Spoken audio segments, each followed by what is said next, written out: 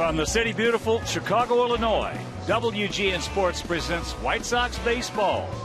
It's Paul Konerko, Adam Dunn, A.J. Pierzynski and the Sox as they get set to butt heads with Dustin Pedroia, Adrian Gonzalez, David Ortiz, and the first place Boston Red Sox. Hi, everybody, and welcome. With Steve Stone, who's back tonight. Welcome back. I'm Ken Harrelson as we get set to bring you Game 2 of this three-game series. In the opener last night, we had two good pitchers out there, and both of them were on top of their games. Gavin Floyd, thank goodness, was a little better. We won that ball game 3-1. A big two-run homer by A.J. Pierzynski in the seventh inning. But tonight, different game, different pitchers. Philip Humber going to the mound at 8-6 and his ERA in the low threes. Now, the Sox have won every game against the other Sox, meaning the white versus the red. Hopefully that continues tonight because John Lester's going to the mound. He's 10-4 this year, again with an ERA in the low threes. He's just back off the disabled list. Seems to be throwing the ball pretty well. But lifetime he's got a losing record against our Sox. He's 2-3 with an ERA up close to 6. So last night, Gavin Floyd just held down a very potent lineup. And tonight, we don't get the break. Adrian Gonzalez is indeed in the lineup, and he's hitting everything in sight. So with Detroit looking vulnerable, let's see if we can go get another one from the Red Sox tonight. All right, sit back, relax, and strap it down. White Sox baseball coming your way.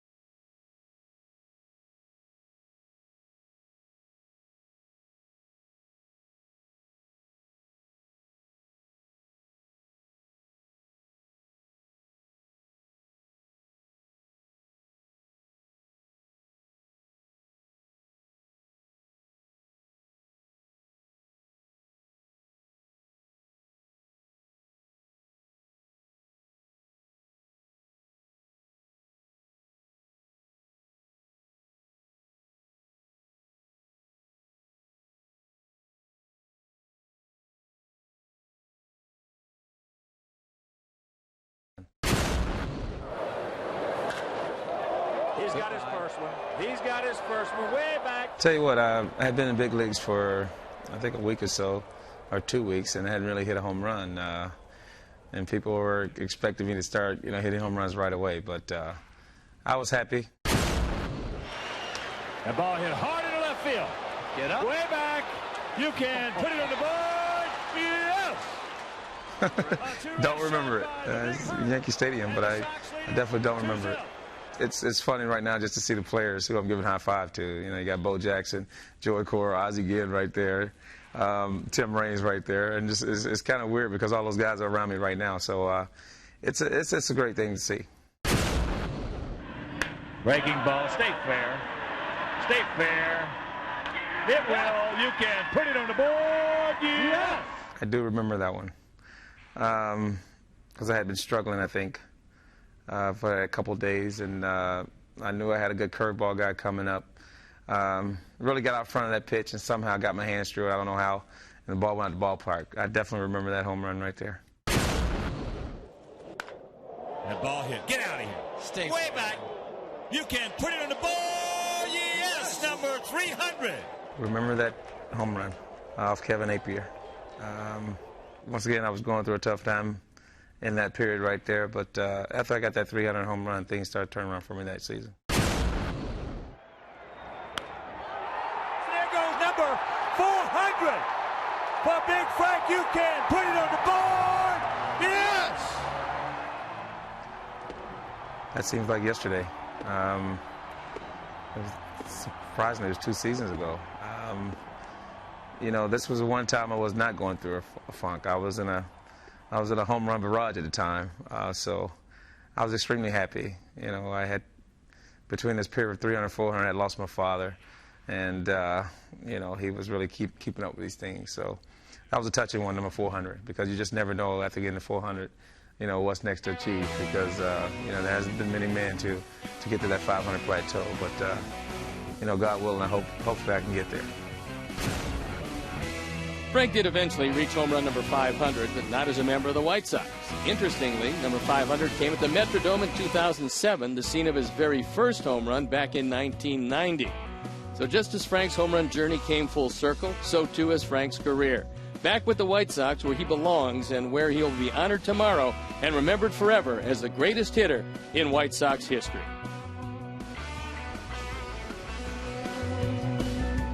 Chicago White Sox baseball in high definition is brought to you by Xfinity, only from Comcast. Tonight's game is available in Spanish on your SAP audio setting, provided by WRTO La Tremenda, Chicago's Spanish language sports leader.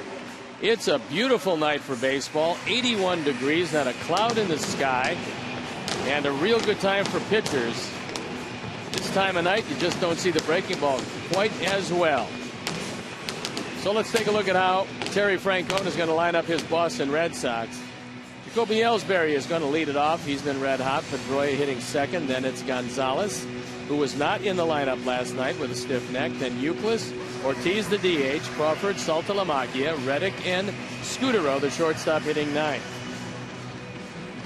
The defense and how they'll line up behind Philip Umber. It's Pierre Rios back in the lineup with Quinton and Wright. Then Morel, Ramirez, Beckham, and Konerko. A.J. Pierzynski, the hero of last night's game, gets a nod behind the plate. And Philip Umber on the hill looking for win number 9, his ERA in the low threes. This his 18th start. Opponents hitting just .223 against him. You can see the 113 innings, far and away the most innings he's ever had in the major leagues. The umpires for tonight's game: Gary Darling at home, Bruce Streckman is at first, Alan Porter is at second, and Rob Drake is at third.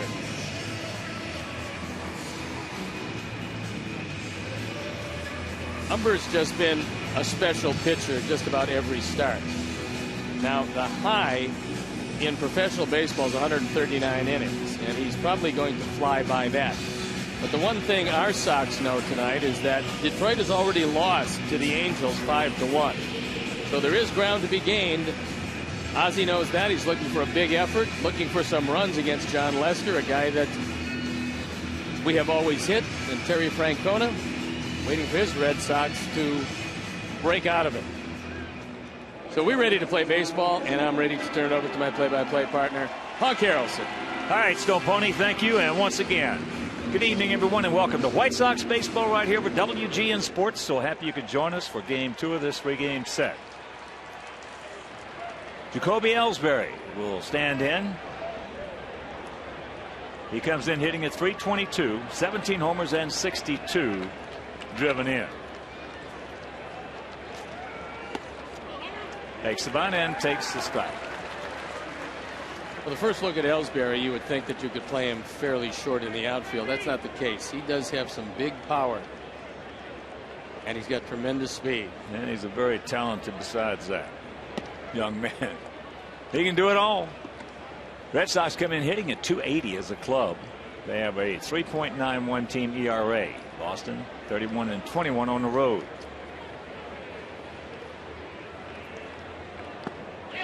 And the count 1-2, and here at beautiful US Cellular Field, 330 down the left field line, 335 down the right field line, 375 in the gaps, and 400 straightaway center. Juan Pierre is in bright sunshine, as is Alex Rios. Carlos Quinton immersed in the shadows in right field. Checks it up. He did not go.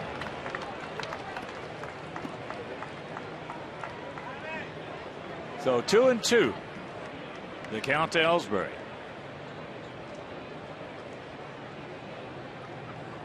Kevin Youkilis. He gone.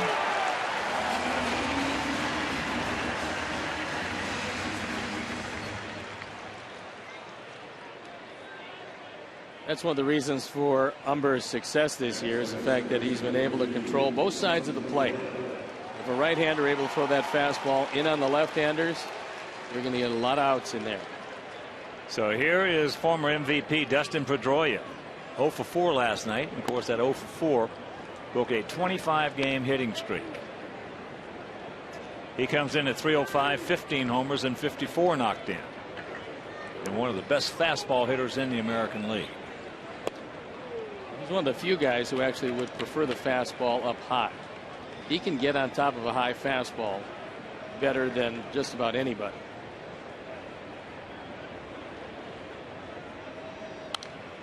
Fouls that back.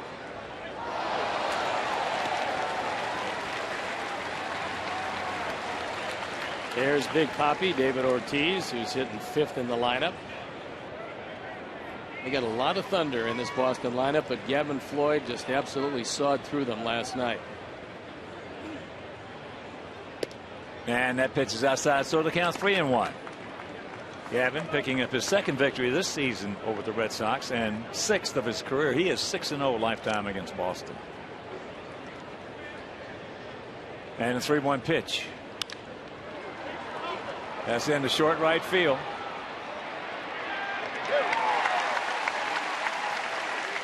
So 2 down. And this is the 5th meeting of the year between these two teams. In the first 4, our Sox have won them all. That'll bring up Adrian Gonzalez. Hitting at 352, 17 homers, and 87 knocked in. He missed last night's game with a stiff neck.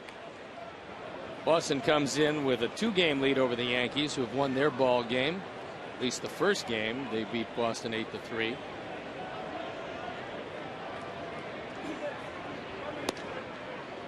First pitch strike.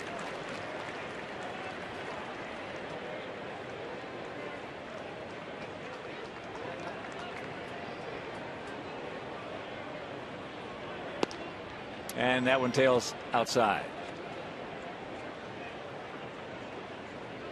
The Yankees, by 2 games back in the loss column, have a 2nd game against Baltimore. That game just underway.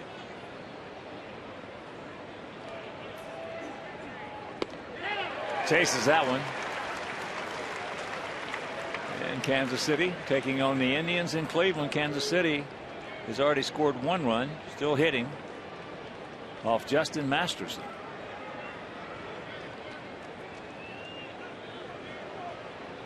Kansas City playing some good baseball lately. And Billy Butler is hitting everything in sight.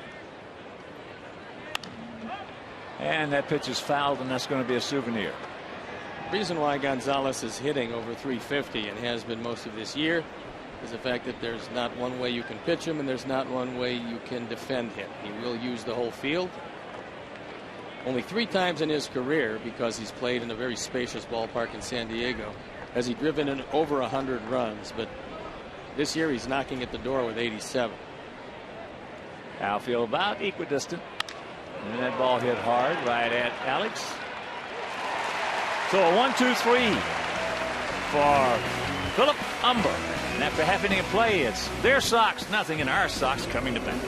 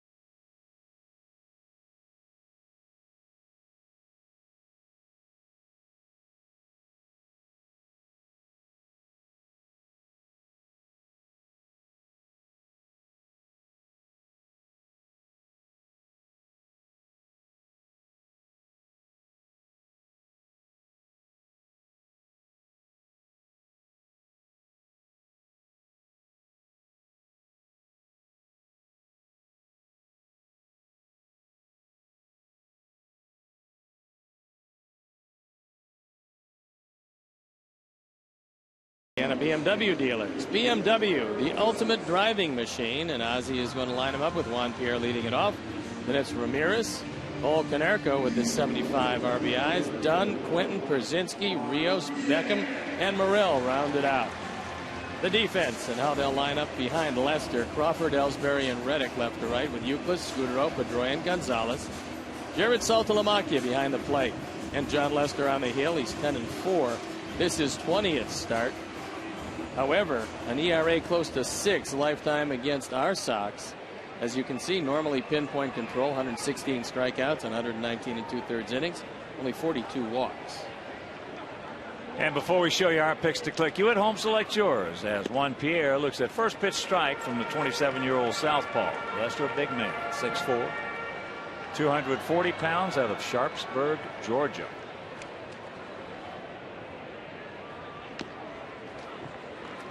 And the count 0-2. One at 277 a homer. He's driven in 26. So our Sox come in hitting at 250 with a terrific 3.64 team ERA. And that's up high.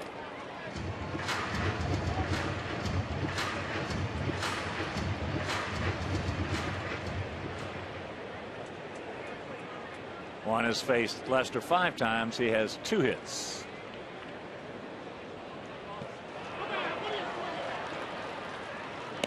So down goes Pierre.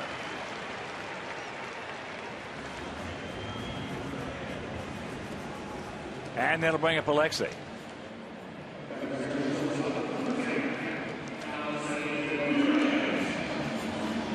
Alexei hitting at 267, 9 homers, 42 driven in.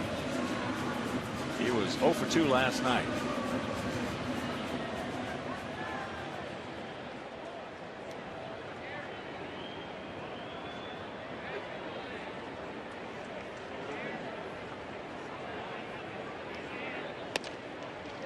First pitch strike. Despite the fact Lester is just 27, he was a second-round draft pick in 2002, so he's been in the Red Sox organization for a long time.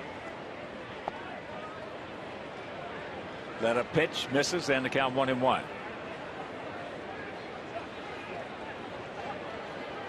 Now field for the most part straight up, spread out a little bit in equidistance.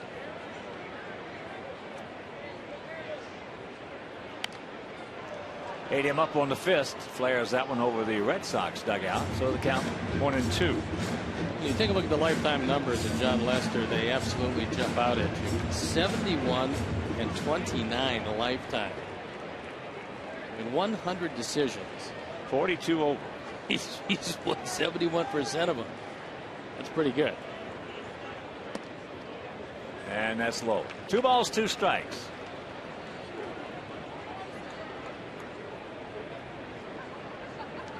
We beat Lester back on May 30th. He went 5 2/3, giving up 7 runs earned on 9 hits. And a full count. He's a little unhappy with Gary Darling because he's not getting the low strike, which is just fine with Alexei. Ball 4 base hit. Get on for Paulie. Payoff. Well, that one had the whole plate, so one of those that you just get fooled on. You can't pull the trigger. Watch where the 6 appeared. And that'll bring up Konerko.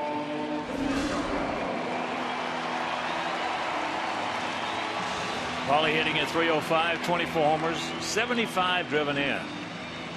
0 for 3 last night. Bud had a sacrifice fly that tied the game at 1.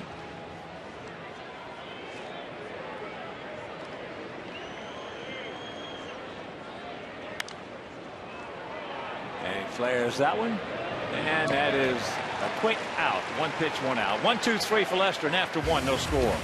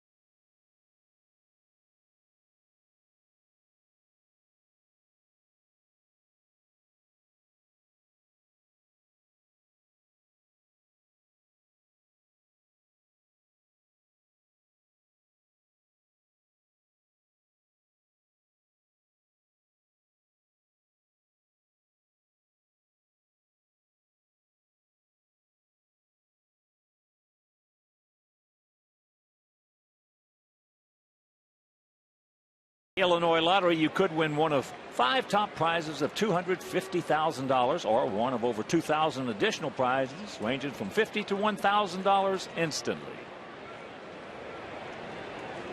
First pitch to Youkilis, taken inside. He's hitting at .273, 14 homers and 72 driven in. Count evens at 1.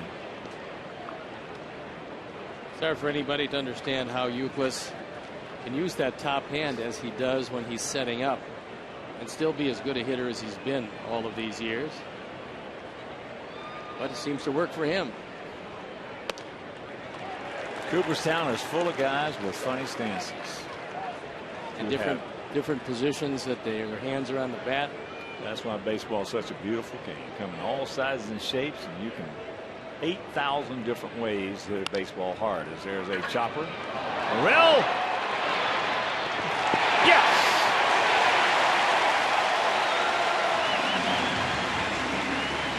What a big effort by Brent Morel as he dives to his left. I think Youkilis was absolutely shocked that he was thrown out at first base. Here's our Xfinity high-def shot of the game. We'll slow it down for you. Brent Morel gets up quickly, puts a lot on the throw, and gets it there a full step ahead of Youkilis. Chicago White Sox baseball in high definition is brought to you by Xfinity, only from Comcast. He can pick it. So Big Papi, they got the shift on for him. And that pitch inside.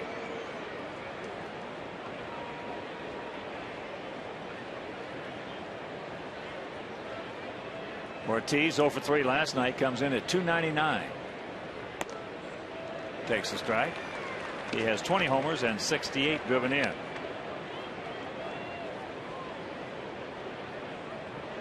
In that Cardinal Cub game, Cubs scored 5 runs in the first inning, got beat. St. Louis won it 13-5. Well, they shut down their offense too soon. That ball hit hard but foul.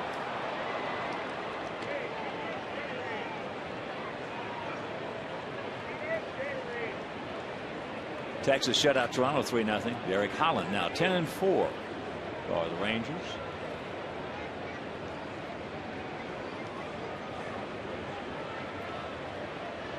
And the 1-2 pitch. A little bit low.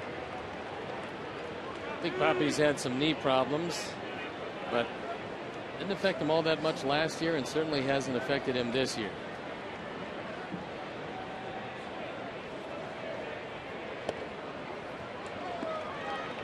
Close, didn't get it. Boy, he hit a line drive last night. Wow. To Quentin in right field. That's about the hardest we have seen a ball hit all season long.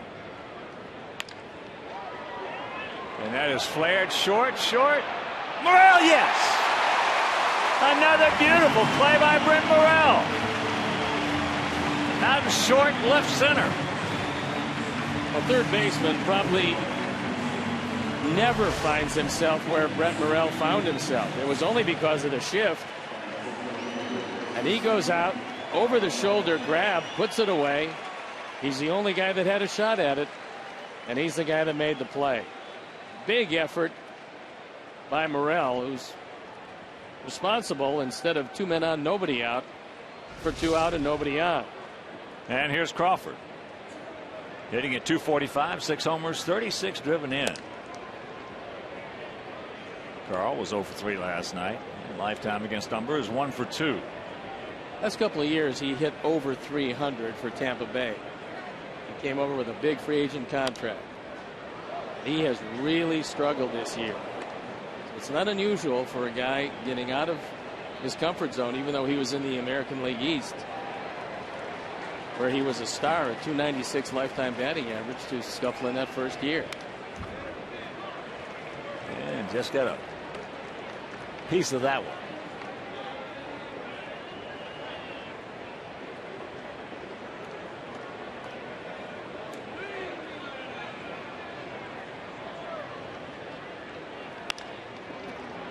Ball hit sharply. And that'll do it. 2 nice plays by Morrell. 1, 2, 3 inning, and after an inning and a half, no score.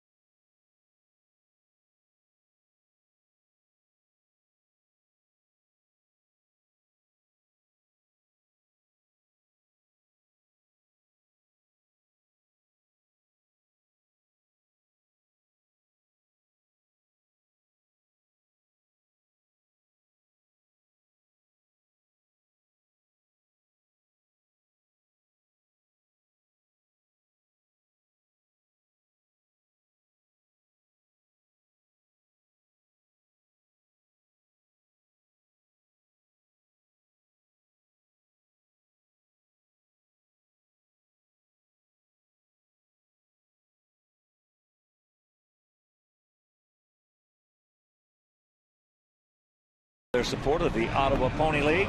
Tonight's Chevy Youth Baseball League of the Game. Your Chicagoland and Northwest Indiana Chevy dealers are supporting leagues and young players in their communities through the Chevy Youth Baseball program. From the big leagues to the youth league, Chevy is truly the official vehicle of baseball. No score here in the bottom of the second. It'll be Dunn, Quinton, and Pierzynski to face John Lester. Checks it up. Adam at 165, 10 homers. He's driven in 38.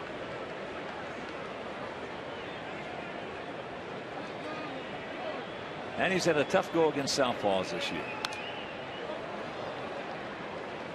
He's faced southpaws 68 times and has 2 hits. 1 line drive. And 1 infield single. And 1 infield single. Checks it up, and the count 2-1. We'll see if John Lester might be able to help him solve the mystery.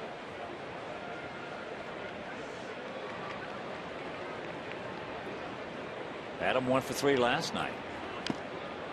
If you missed that game last night, Tim Wakefield, I've seen him pitch a lot of baseball games against us over the years. That's the best knuckleball I've ever seen him have. Well, the fact that he was able to get it over the plate as consistently as he did, and it fluttered like it did most of the night, was something. Full count to Adam. Yeah, it was. And of course, Gavin Floyd was better. For all of Tim Wakefield's efforts, he picked up the L. Going for his 200th victory last night.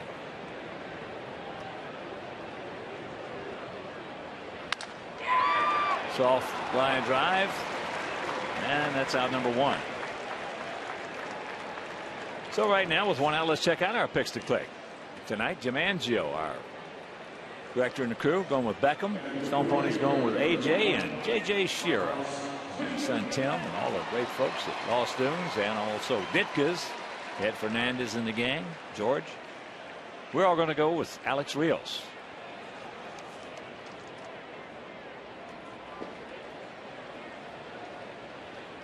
Here's Quinton. Hitting at 261, 20 homers and 62 knocked in.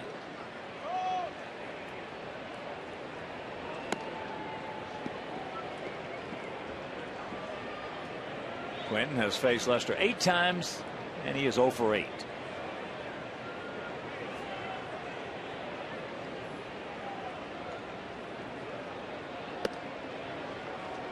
Lester has a real easy 94, 95 mile an hour fastball. You look at the delivery, it's very smooth. Doesn't look like he's putting a whole lot of effort into it, and yet the ball just kind of explodes out of his hand. And I think that, more than anything else, is what fools hitters. He hides the ball extremely well from a hitting standpoint, too. He's got his right arm high all the way through, even when he takes it out. He keeps his right arm up, and then all of a sudden, poof, it comes right out of there. Saltalamacchia wanted a sinker on the last pitch, and it didn't sink very much. Now he gets the breaking ball. Ball gets away, but he's got plenty of time. So 2 down. Third strikeout for Lester. Probably if you're looking for one defining pitch, that would be it. That last curveball just exploded. And nothing at all that Carlos could do. He committed himself. Going to be in the dirt. You're going to look bad. But if a guy's got one that good, he makes a lot of guys look bad. So here's AJ.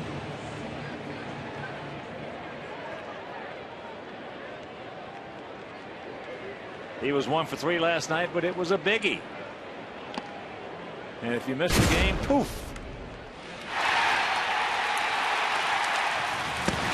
2-run homer after the leadoff walk of that inning by Quentin. Sox won it 3-1. And that's into left field. Crawford goes back on it. AJ's going to give it a go. Here's the throw. He's safe. Picks up his 17th two-bagger. He's now 4 for 9 lifetime off Lester. He sliced that ball away, and knowing that Crawford does have an accurate arm, but he was going away from the throw. He had to go down the line. If he's a right-handed left fielder, he's got a much better shot at throwing out AJ, and that certainly factored into it. Even though he tried to set up, couldn't get it there near in time as AJ beats the play and a hustle double. So here's Rios. He's 8 for 30 lifetime off the Red Sox southpaw.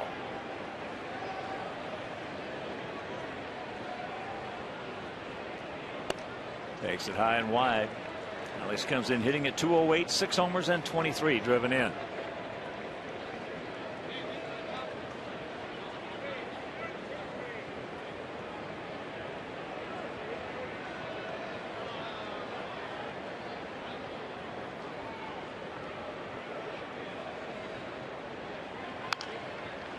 Down to third, Youkilis. And that'll retire the side. Nothing across. It was the first hit of the game. Cancel a post-game show. And no score.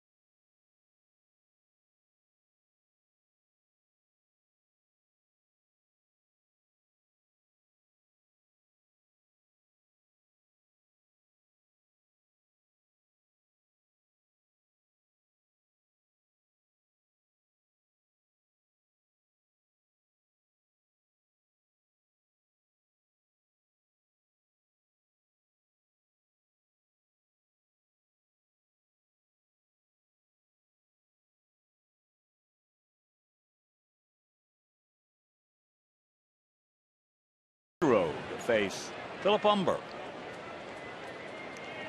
Just tuning in, Angels beat the Tigers 5-1 at Comerica Park. And the Tigers acquired Doug Fister today from Seattle. And I believe they started Jacob Turner, a youngster that they thought was their #1 pitching prospect in the minor leagues, but he went up against Dan Herron. A daunting task as Herron ran his record to 11-6. Salto LaMacchia, 1 for 3 last night, his 9th homer. That was a game in which the Red Sox got a run on 3 hits. We got 3 runs on 3 hits.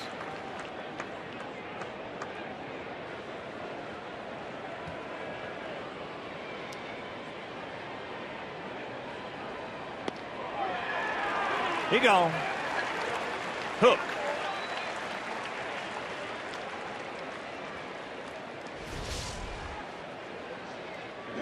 Well, if Phillip gets this one, he's going to be in pretty good shape because that one just off the corner. Gary Darling stays consistent. Mr. Umber is going to be very happy.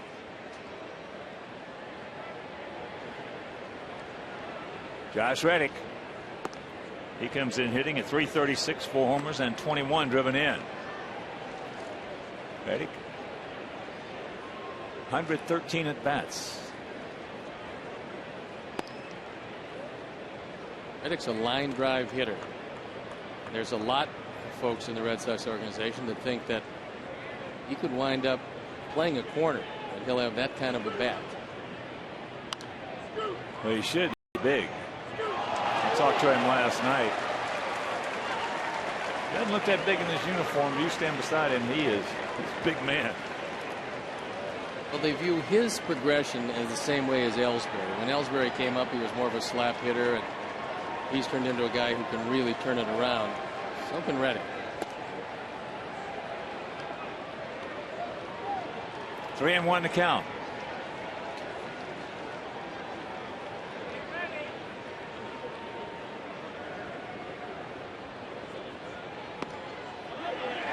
On the corner.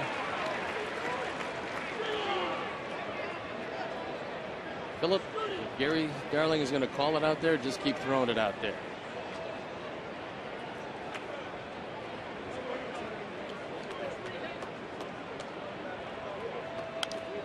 Good rip there underneath it.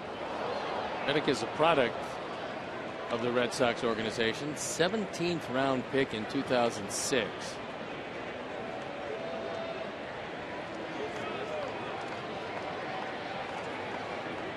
Out of Savannah, Georgia, born there, lives in Guyton now. And there's a ground ball, nice little Bolingbrook bounce right there for Paulie. 2 down. So here's Scudero. Marco Scudero against us in 136 at bats. He is a .375 hitter. And when you look at the rest of those numbers, he's not doing quite as well against anybody else.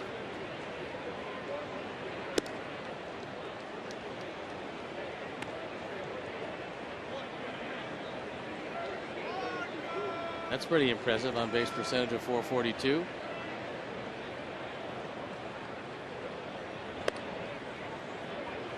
And the count 2-0. Scudero's been around since 1995 with the Indians.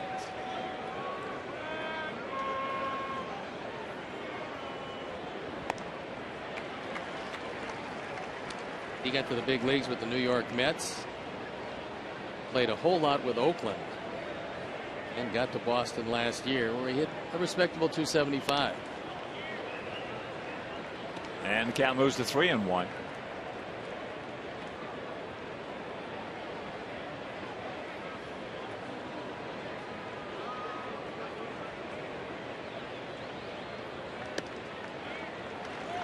And the first Red Sox base runner.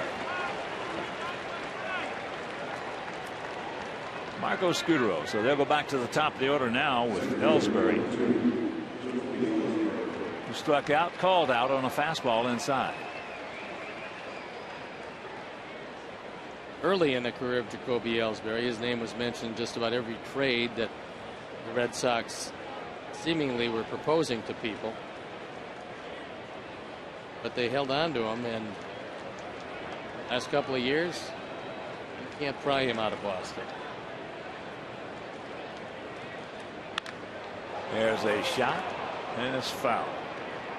Well, I mentioned he's got 17 homers, 62 RBIs, primarily hitting from the leadoff spot. He also has 29 doubles and 2 triples. He also has stolen 29 bases. Pretty good performance for any spot in the batting order, let alone the leadoff spot.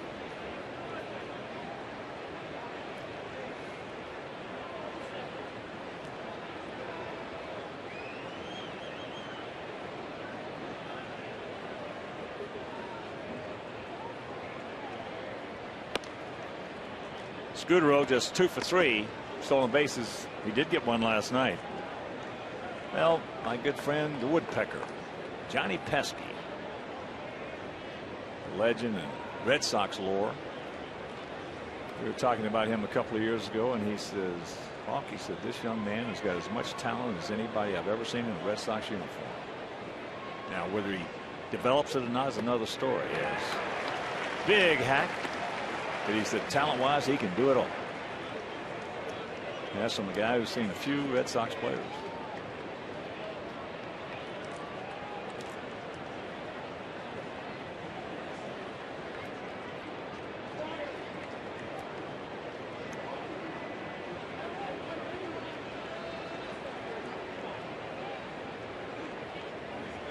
The 1-2 pitch.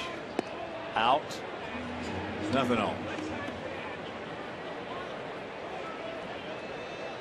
Humbert's got a pretty decent move to first base. And he also varies his time holding the ball in the stretch. Ron Johnson, the first base coach, went over and said something to Scutaro.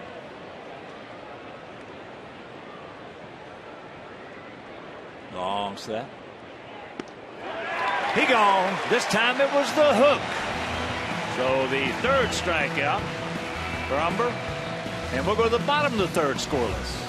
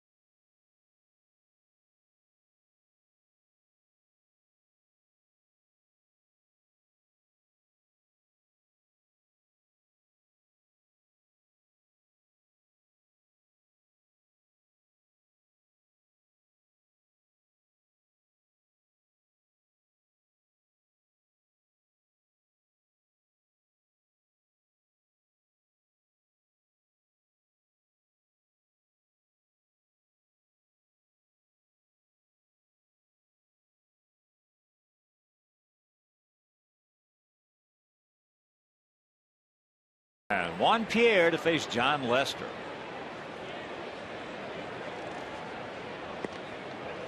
Takes first pitch strike. Gordon hitting at 248, 7 homers and 30 knocked in. Outfield playing absolutely straight away. In the infield on the left side, they're playing him as a pull hitter. And that one a little high and wide right there. Pan around, show you the defense.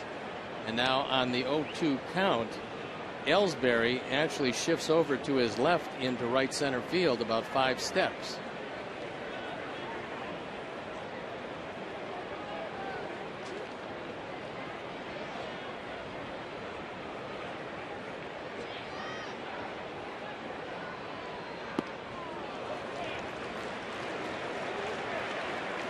One gone. 4 strikeouts for Lester. And reminder, first 25,000 fans at each game will receive a Walgreens game card. Learn more about Walk with Walgreens, a new program where healthy steps lead to healthy rewards on many of your favorite brands. Join Walk with Walgreens at walgreens.com/walk. The left-hander on the mound, you take a look at third, and Euclid is way back at third. The bunt is open if Brent wants it. Brent hitting at .251, a homer. He's driven 16. Euclid. And they get him. Beautiful play by Euclid. Good play, very close at first. Good scoop on the other end by Gonzalez. This ball is bunted a touch softer. There's no chance to get him. Euclid comes in. One motion. And I thought that he beat the play at first, even on the slow replay. But Bruce Dreckman said he got him. So 2 out, and here's Pierre.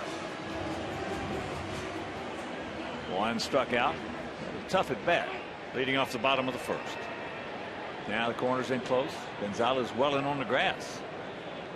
Now backs up. Eden with the bag. There's a bunt again. And that one's going to go foul. Zach Britton has had kind of a difficult time with the Yankees in the first inning.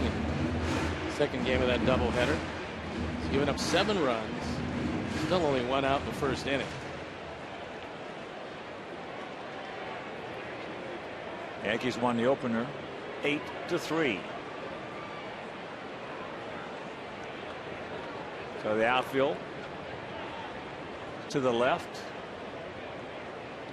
And Crawford not that short for Juan Pierre.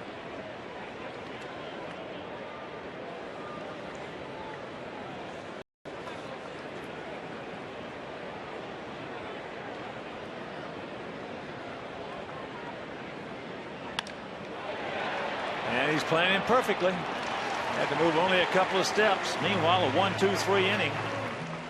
And we're into the 4th scoreless.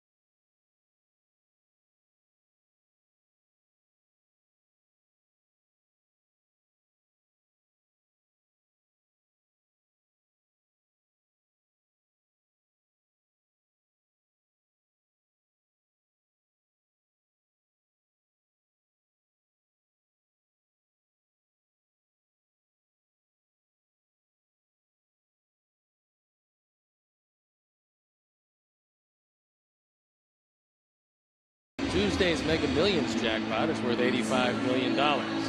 Tonight's Powerball jackpot is worth a whopping $133 million.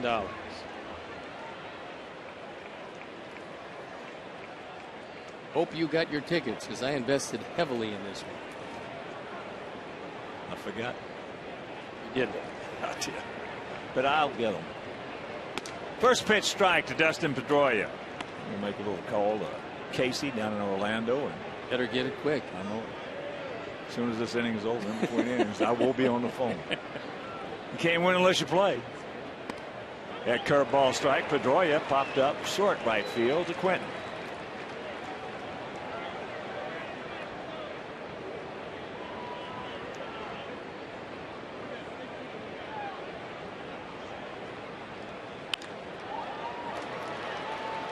Nice. One out.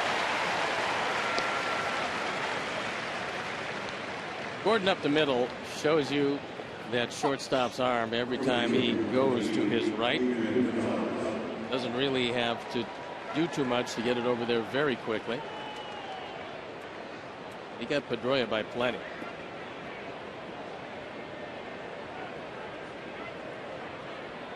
So here's Gonzalez. He lined out hard to center field. What new?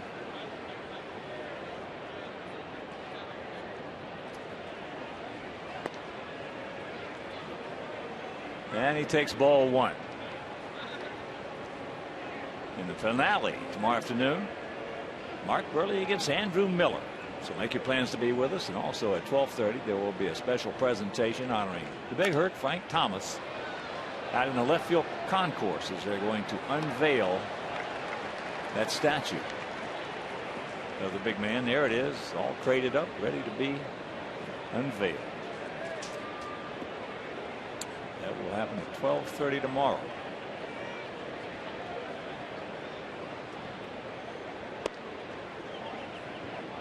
Two and one to count.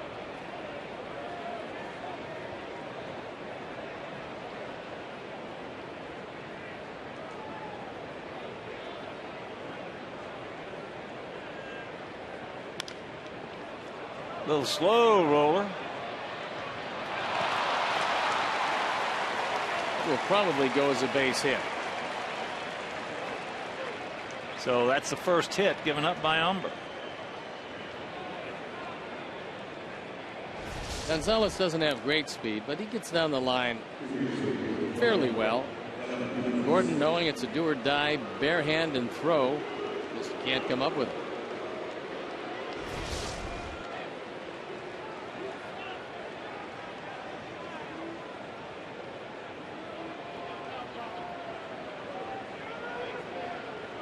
So here's Youkilis. Hit a ball in the hole that Brent Morrell made a good play to get it. And takes first pitch strike. Big White Sox fan. Bill Estep looking on in Phoenix, Arizona.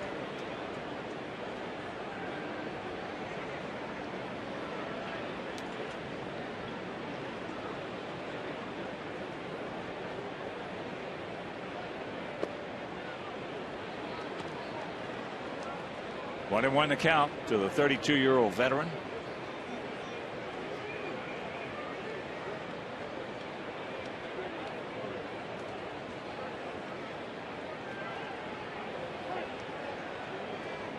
And a reminder, this is your chance to win an Ozzie Guillen autographed jersey by telling the White Sox what you think. Simply log onto your computer and take a quick survey. Answers are confidential.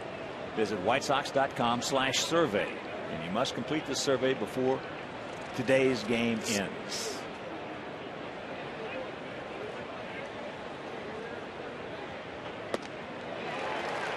One and two the count. We also have till 3 o'clock Central Time tomorrow for the trade deadline without waivers. Should hear the transactions this evening. It might be a flurry of them. Certainly tomorrow. He checked it up. Like last night, Houston pulled Hunter Pence out of the game, and he was traded to the Philadelphia Phillies. taking a team that 66-39, playing .629 baseball. 5-game lead over Atlanta and making them a whole lot stronger, as he is a right-hand hitter in a left-hand dominated lineup.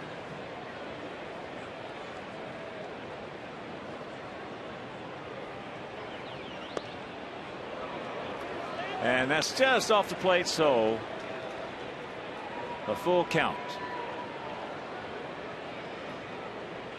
Word out of San Diego is that Ubaldo Jimenez is scratched from his start. Supposed to go against San Diego. No word yet as to where he might be going or if he's going anywhere. He did not check that one up. He gone. We'll grab some bench for out number 2.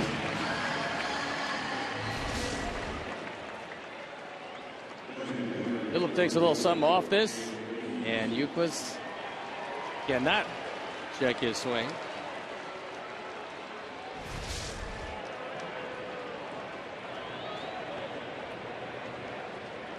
So here's Ortiz.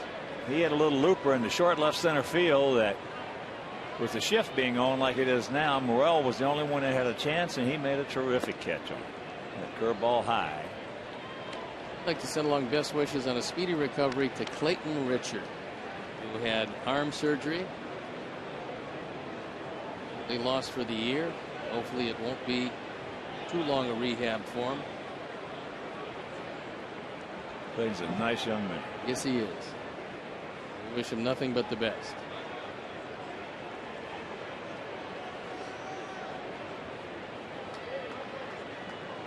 And John Waldron, our producer, says that the Denver Post is saying that a trade for Ubaldo Jimenez is imminent with the Cleveland Indians. The Indians' #1 prospect, Drew Pomeranz. He was scratched from his start, and he is their #1 pitching prospect.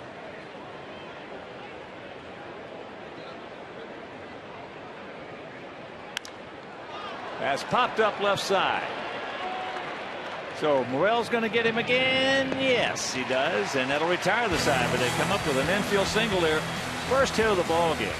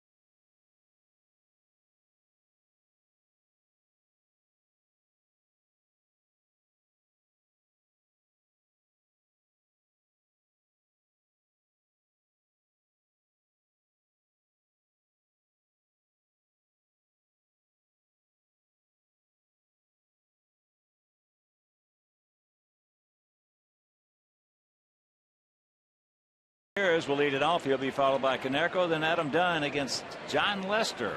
And I just made my call. Casey's on his way. Well, hopefully he gets you a bunch. I think that $1,000 you're putting in the pot is a good idea. Well, I've got close to that in that pot already. There's a little flare. It's going to fall. Even the speedy Ellsbury couldn't get there. So a good way to start the bottom of the fourth. Getting back to that Cleveland trade, if in fact the names we hear are the names Cleveland's giving up, they're paying dearly for Ubaldo Jimenez. Because Alex White and Drew Pomeranz were supposed to be 40% of the starting rotation perhaps next year. And we saw Jason Kipnis. He's a talented young second baseman. Those are three of the top 4 prospects, although they're getting a tremendous pitcher in Jimenez if that deal indeed goes through. So here's Pauly. He fouled out softly to his counterpart, Adrian Gonzalez. 0-1 to count.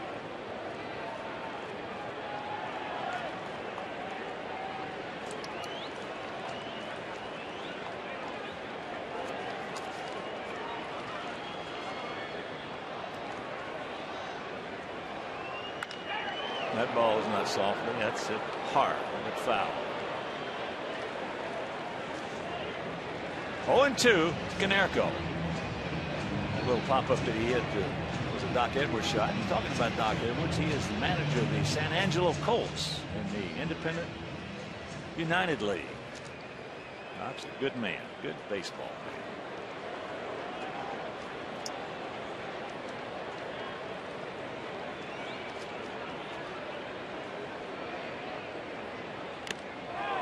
Got him. 5th strikeout for Lester.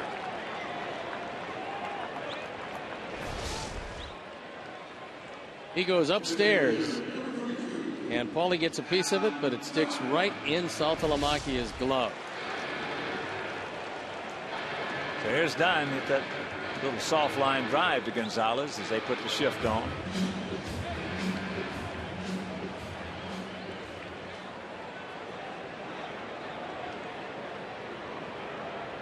Kansas City leading Cleveland 1-0. Cleveland getting on top of the 5th inning. Cleveland getting no hit at the top of the 5th, so maybe they should have gotten a hitter.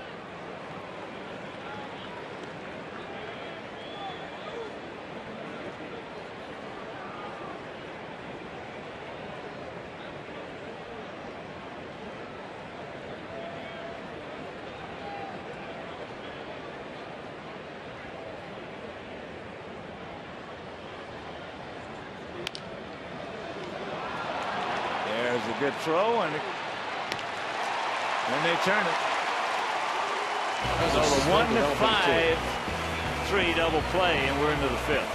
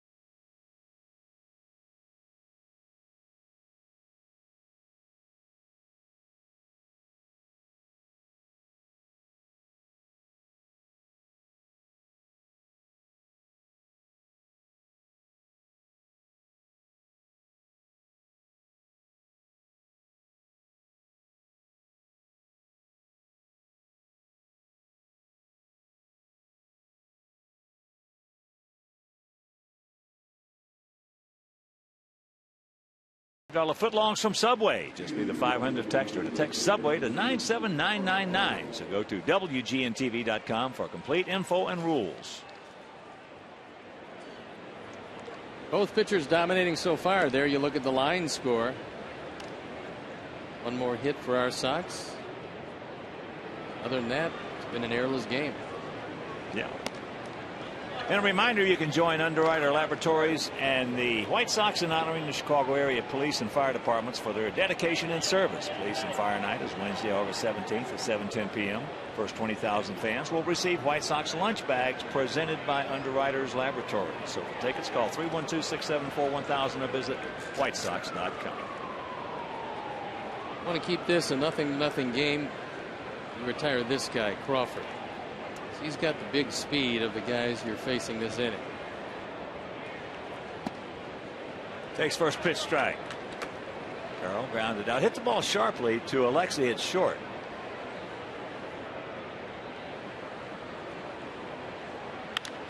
And that's hit sharply. Change up.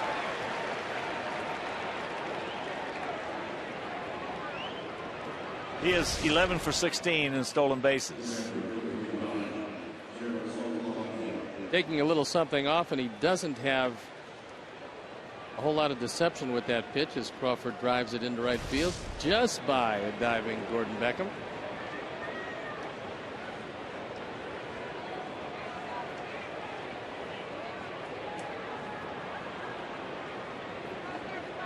So here's Saltalamacchia. Struck out, called out on a good curveball.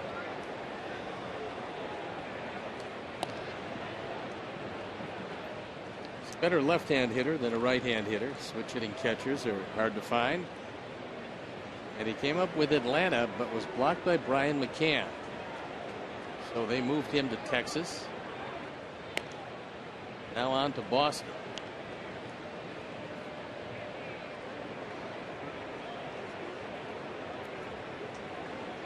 See what's been happening recently, and those are the kind of numbers they thought he was going to put up with Atlanta when he came into baseball.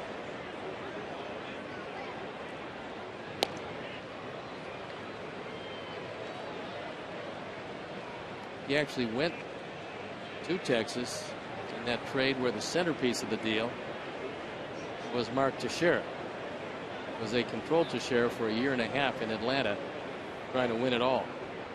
They gave up some good players in that deal.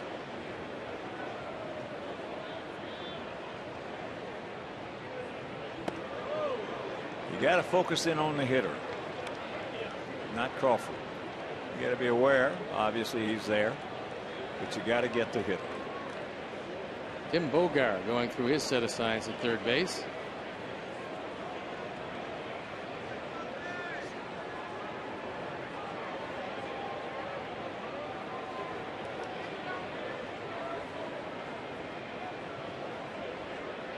There he goes.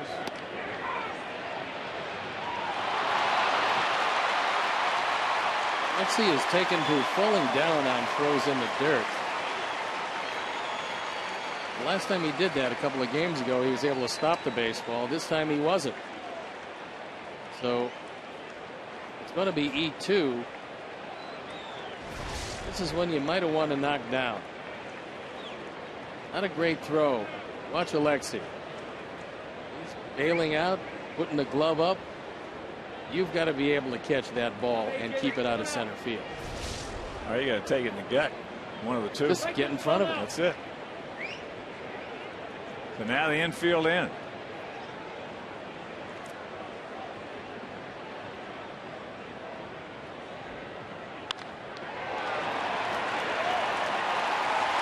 And that's in the gap. So the double, and it's 1-0 Boston.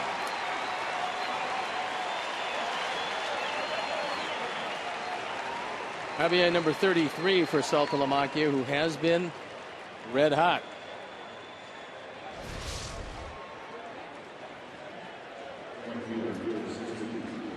This curveball just comes up rolling.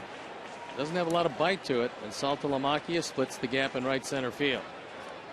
So here's Reddick. He's got a job to do. He grounded out to Konerko his first trip. Takes first pitch, strike.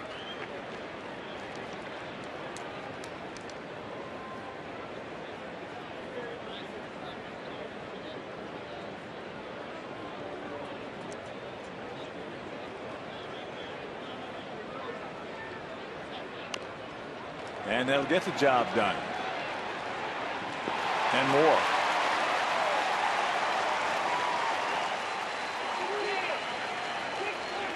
Good bunt. He deadened it enough. Humber charged it. By the time he looked at first, had no chance. Ready, got down that line.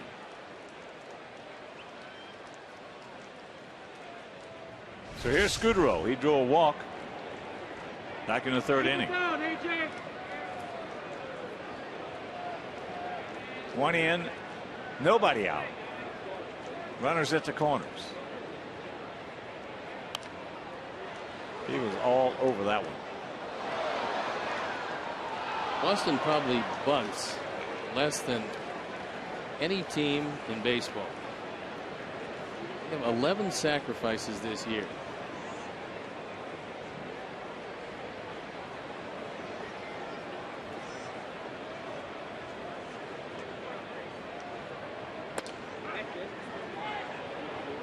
One and one to count to the 35-year-old veteran infielder.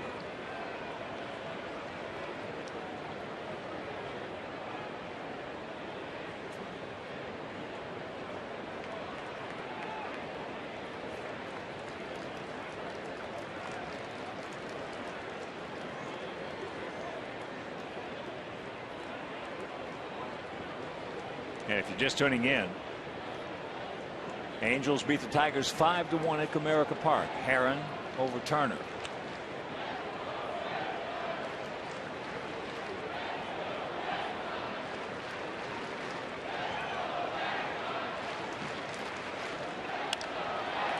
And that's in the right field, deep.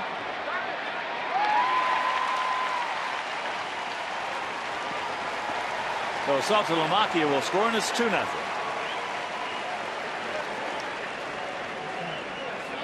RBI number 18 for Scudero was looking for a ball up with the infield playing halfway. That turned into a very long sacrifice fly. Scudero, his first sacrifice fly of the year. They go back to the top of the order now with Jacoby Ellsbury, who is 0 for 2 with 2 strikeouts. Called out on a fastball leading off the ball game, then called out on a curveball in the third inning. And there's the base hit. So Scudero will make the turn.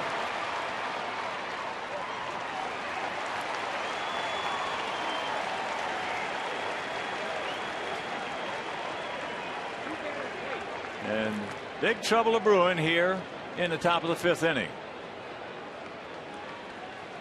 Don Cooper coming out now to have a word with Philip Humber.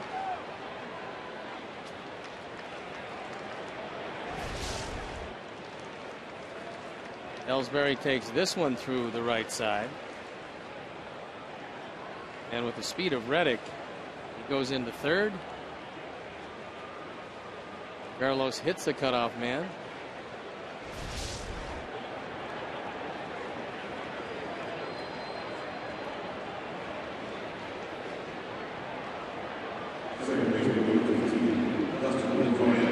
So here's Pedroia. He has popped up to right, and he is grounded to second.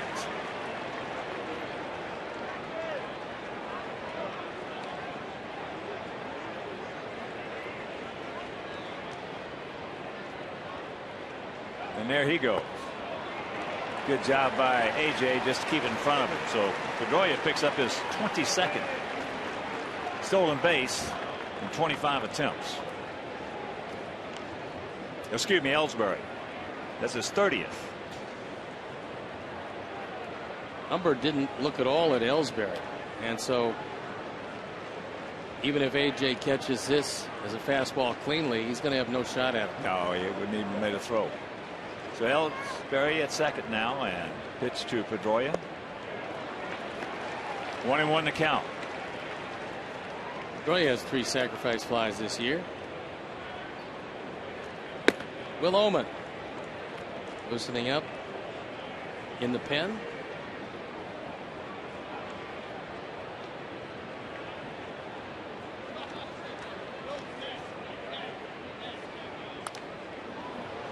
And that is out of play. So ball and 2 strikes. Pedroia has more walks than strikeouts this year, and that's a tough thing to do, especially for a guy who has as big a swing as he has. 51 strikeouts, 68 walks. Phillip could use a strikeout here.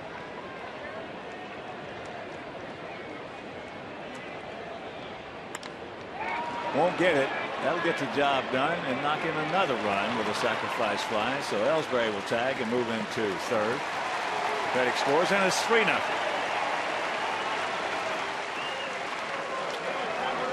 .55 runs batted in by Pedroia on his 4th sacrifice fly.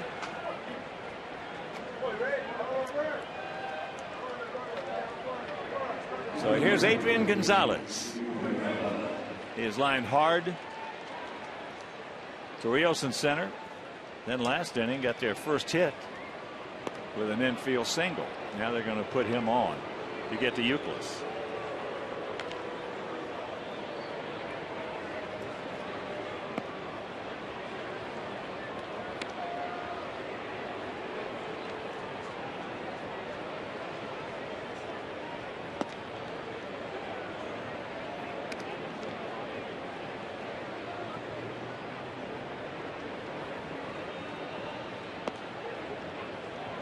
So that is walk number 2, and here comes Euclid. He's 0 for 2. Grounded out to Morel, who made a good play to get him, and then he struck out last inning. 3-2 check swing.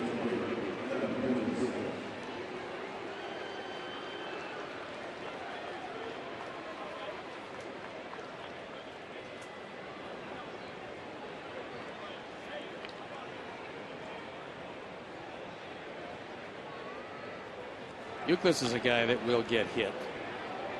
He leads his team in that department. He's been hit 12 times. That's out of the glove. Should have been caught, was not. And Ellsbury scores. So it's 4-0.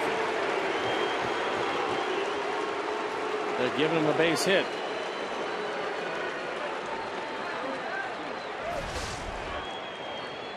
Bat shatters, and the bat could very well be. Might have distracted Brent as the ball hits him in the glove. Moves away. That's going to be it for Phillip Humber. So trailing 4-0. Phillip's night is over. Will Oman will come into the game, and we'll be back.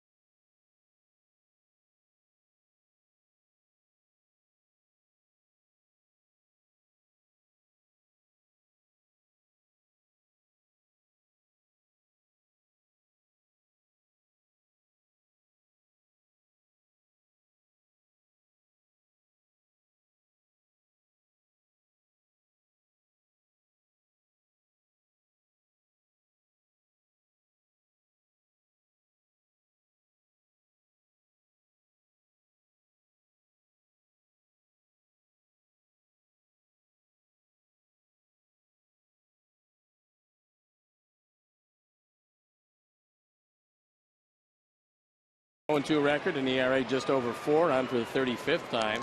He inherits Red Sox at first and second. The Red Sox have batted around here in the 5th inning.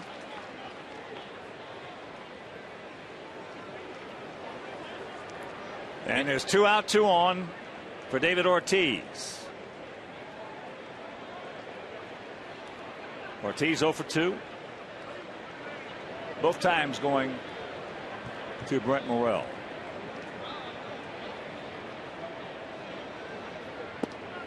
Takes that low and away. Carl Crawford, who started this inning off, on deck.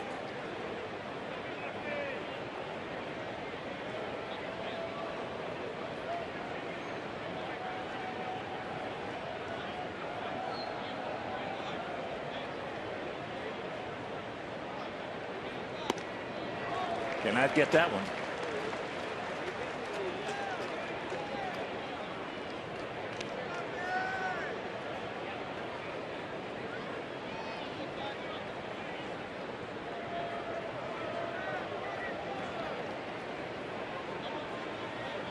Big Papi against our Sox. Pretty good hitter, but he's been a pretty good hitter against just about everybody. When you're that big, stand right on top of the plate. And for the most part, your whole career, you've been able to cover the inside part of the plate. You're going to be pretty tough. Especially with his ability to just lift the ball over the green monster in Boston. And breaking ball downstairs in the count 2-1.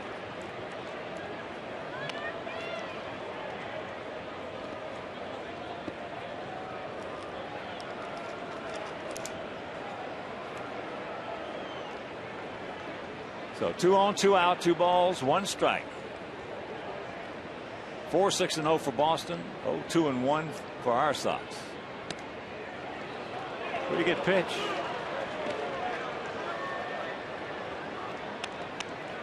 And the count 3-1.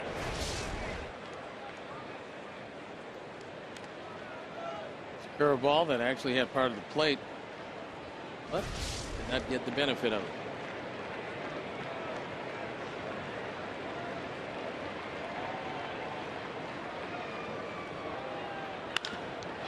Ground ball. Beckham. There's some damage is done. The crooked number goes up on that board, a 4 spot, and we're halfway home, trailing 4-0.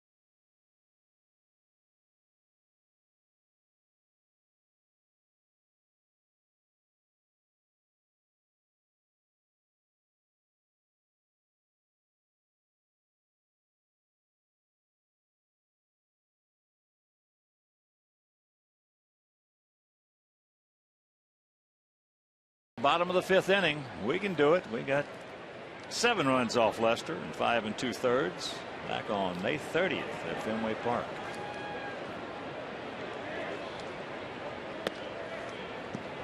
Britton takes first pitch strike. He's 0 for 1. He struck out. Lester has allowed 2 hits through 4. And the count 1-1.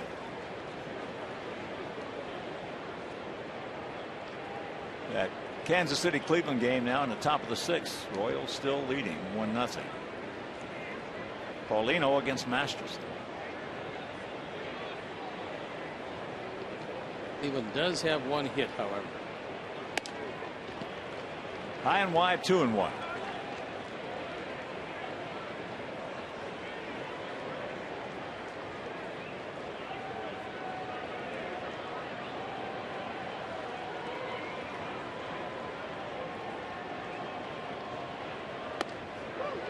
Don't help him out.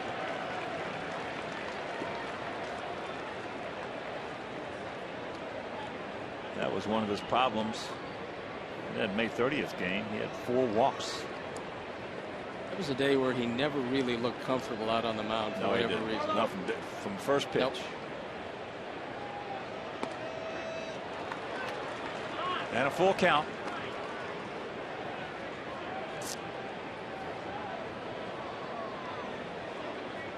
But when you can build them through your organization like Lester, like Pedroia, like Ellsbury, like Euclid, you've got a foundation to grow a very successful team over the long haul.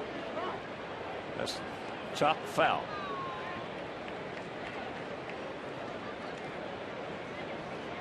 Well, the Red Sox are a good organization. They have a terrific general manager, Theo Epstein. They know what they're doing. And they've got plenty of money. That's a big advantage.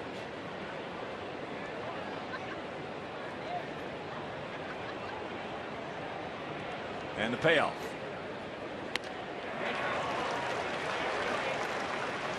Down goes Quentin. I think the money part obviously helps you when you go out and you get Adrian Gonzalez and sign him, or Carl Crawford and sign him. But you have to develop guys like Hanley Ramirez, which gets you Josh Beckett. You develop those youngsters from your system. You scout them, sign them, and then develop them. You keep the best ones, you trade the others, build yourself a team that perpetuates winning. Here's AJ. He picked up our first hit, a double, back in the 2nd inning into left field. 4-6-0 for the Carmines, 0-2-1 for our Sox.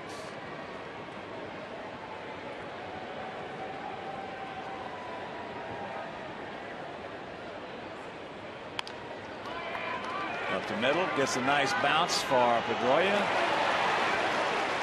2 down. And a reminder, you can join the Chi Sox mobile group by texting VIP. That's VIP to 244-769 for a chance to win the experience of a lifetime. Winner will receive a nice stay at a downtown hotel, transportation to the game, 2 United Scout seat tickets for 8/21, August 21st, and a $200 gift card to Bacardi at the Park. That's right across the street from US Cellular Field. Text VIP to 244-769. First pitch strike to Rios, who grounded out softly to Euclid at third.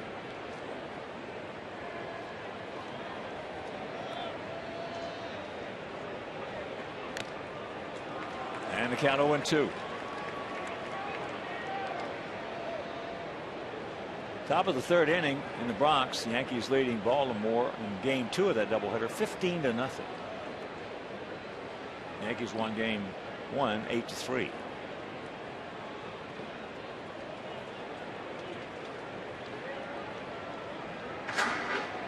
Four 0 Boston here in the bottom of the 5th, if you're just tuning in.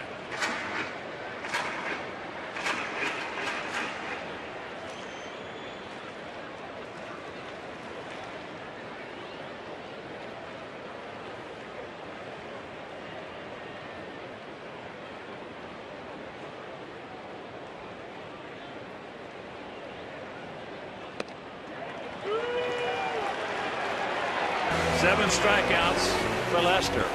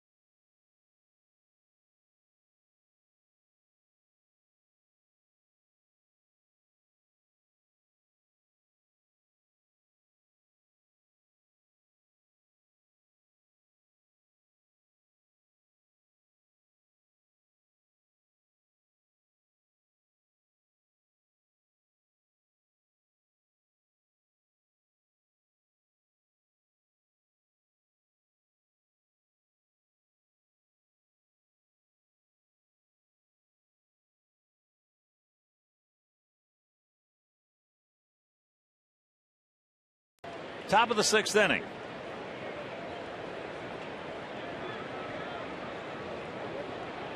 He's 1 for 2. He started off last inning with that solid single to right field. Got a change up, Mumber, and drove it right by Beckham.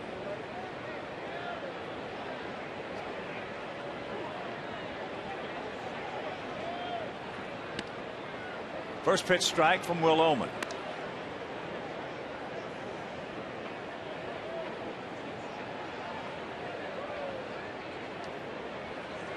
Later on tonight, out at the Coliseum in Oakland, Twins take on the A's. That's Blackburn against Moscoso. And the count 0-2 to the 29-year-old outfielder.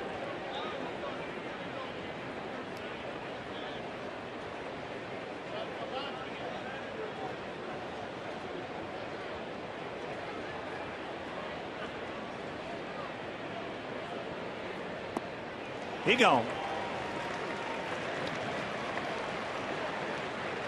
Good hard breaking ball out away from Crawford. Once he started his swing, couldn't check it. That ball just disappears away.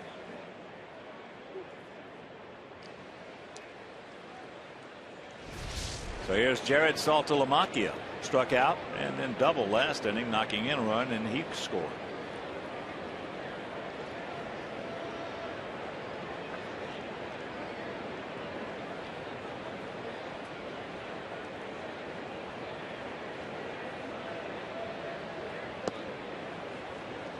That pitch low and away. Josh Reddick on deck. Nice crowd on hand. And as usual, a lot of Red Sox fans. They really travel well.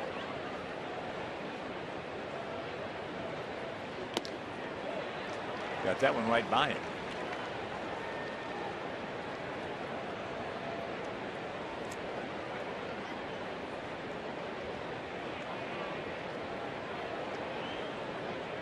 Red Sox have 2 switch hitting catchers, which is an oddity. Captain Jason Varitek as well as Saltalamacchia.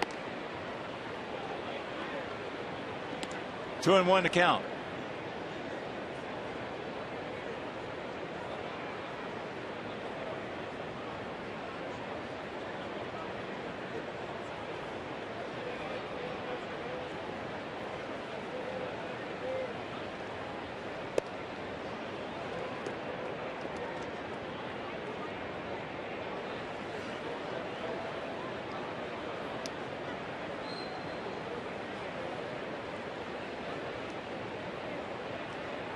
No walks, Will. Come on.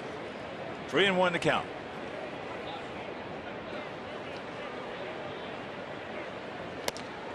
It's full.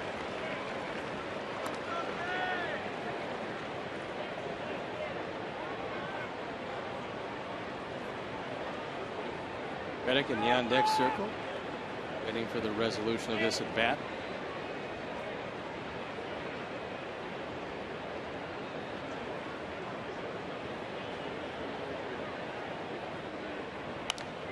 And that's fouled back. Well, the Orioles got on the board with one in the top of the 3rd, and the Yankees came right back with another one. Still hitting, leading 16-1. Well, you have to start that monumental comeback sometime. It's inevitable.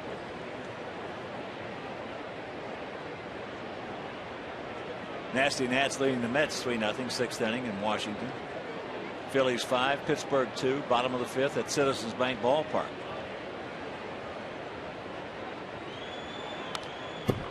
And another foul back. Atlanta 4, Marlins 1. That's in the bottom of the 6th in Georgia. Milwaukee shutting out Houston 2-0.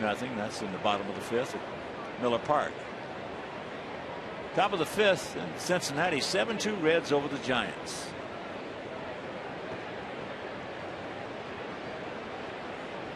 And once again the 3-2 pitch.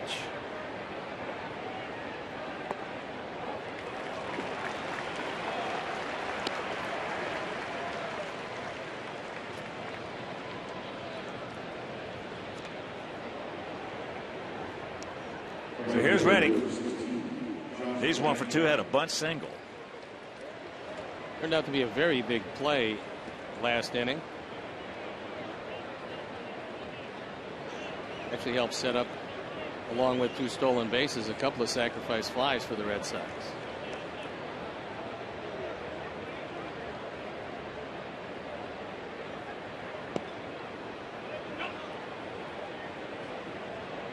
Want to know the count.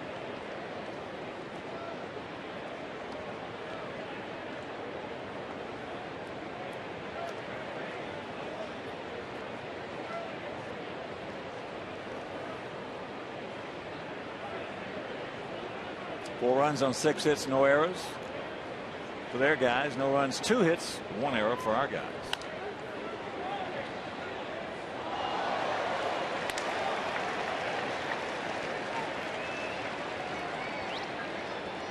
Chance to talk with Dennis Eckersley today. Hall of Famer is in town to do the game tomorrow with Ernie Johnson. Dennis was just a wonderful pitcher.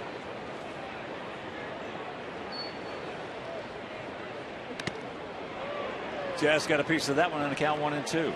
Followed the same kind of career path as John Smoltz in that at first he was a starter and he was a good one. 20-game winner for these Red Sox. Was very good with the Indians. Came to the Cubs later on and then got to Oakland where they put him in the bullpen. Became a prolific closer. John Smoltz, the same scenario with the Atlanta Braves. After coming over in a trade as a very young player from the Detroit Tigers. And the 1-2 pitch.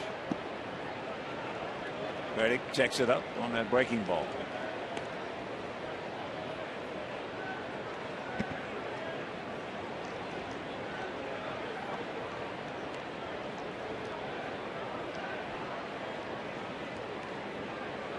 Gap out there in left center.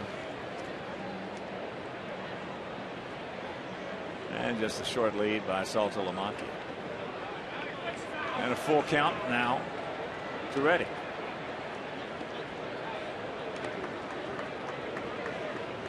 And a reminder, you can organize a group outing of 20 or more guests during the season. Purchase a block of tickets or enhance your outing with one of 6 great party areas. Now, the more tickets you order, the more money you save. So call 312-674-1000 or visit whitesox.com. That's the domain of the Bertucci boys.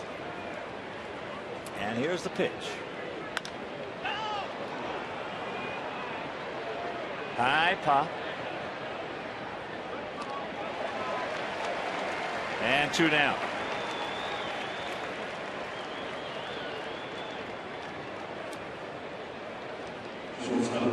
Dennis Eckersley was one of the. He was 20-8 with the Red Sox. And he was one of the gutsiest pitchers I've ever seen. He wasn't afraid of anything. It's tough to make that conversion from a top quality starter to a guy that comes in and wants the ball. He had at the over end. 100 wins as a starter.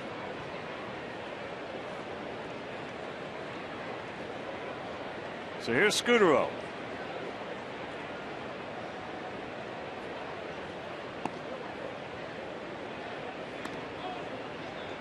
And he may have been one of the precursors to the phrase, he can throw it through a teacup.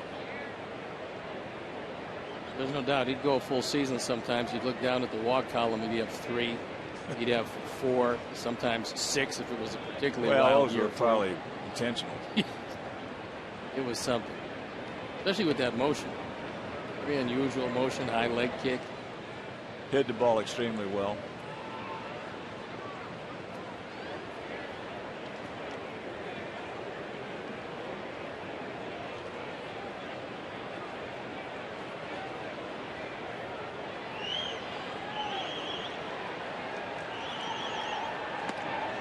And there's a strike.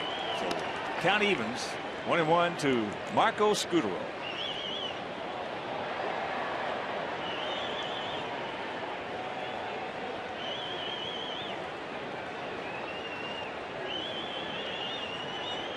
.375 lifetime hitter against us.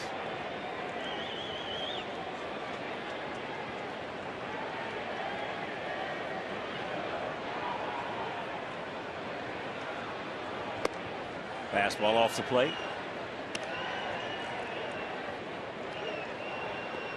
Boy, it has been just a beautiful day here in the city. Beautiful. Wow. Cloud in the sky. 78 degrees.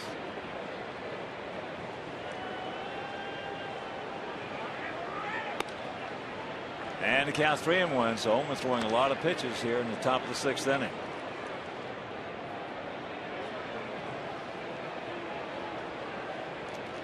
Well, if any team will take some walks, it's these Red Sox.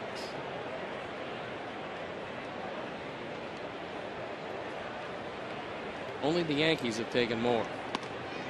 And a full count. It's no coincidence that the Red Sox lead the American League in runs scored. At this point, they have 575. That's a run and a half more per game than we have as a ball club.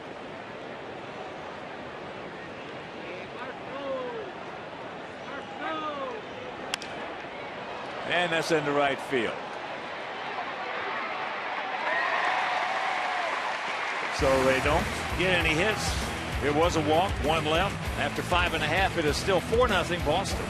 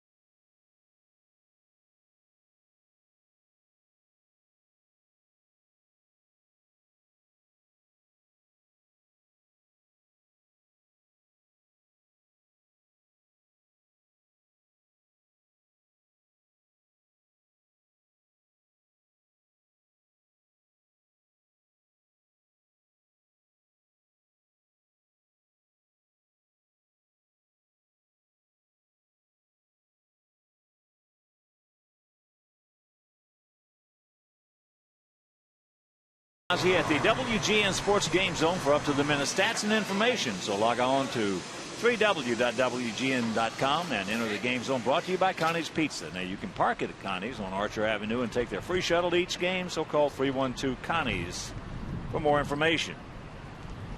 Let's go, boys. We need some hits. We need some base runners. We need some runs. We trail it 4-0 here in the bottom of the 6th against a very good southpaw.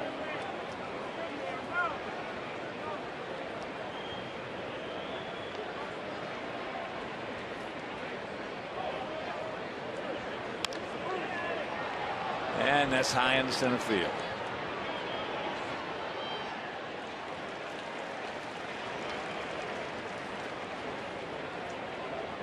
Beckham now 0 for 2. Jason Frazier, the newest addition to the ball club, getting loosened up. Perfect time to bring him in. Get him accustomed to that uniform, this mound, and this ballpark. So here's Morrell. Brent laid down a bunt just a little too hard, but Euclid came in and made a terrific play to get him. If it was a foot shorter, it wouldn't have got him.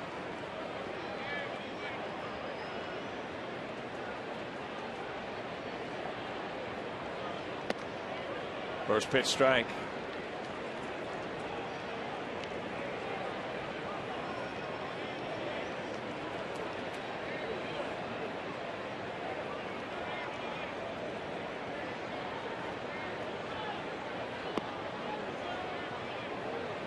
Red Sox have scored 163 more runs than we have, and we're 4-0 against them this year up to this point. Yep. That's why you got to play them.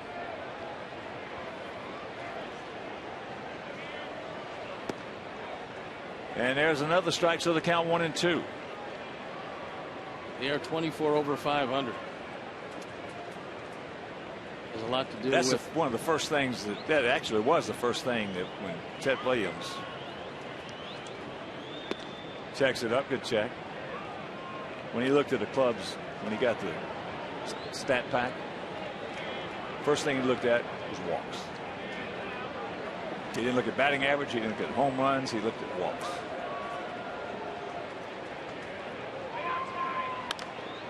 And he said the clubs that don't walk a lot are not going to win.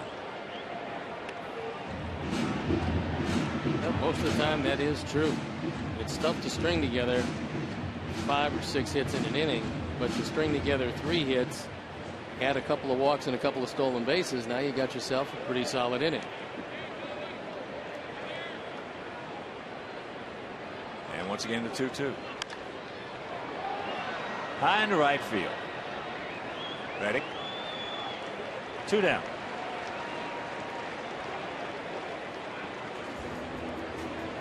Back to the top of the order now with Juan Pierre. Juan has struck out and then lined out hard to Crawford.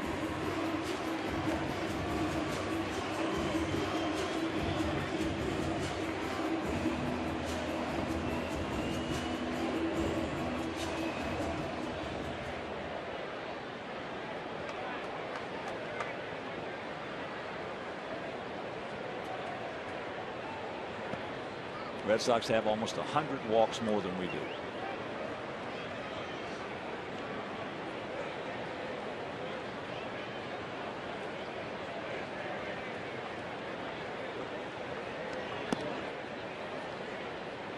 To another count. The Yankees are coming in next, and they got more walks than the Red Sox, although just by an eyelash.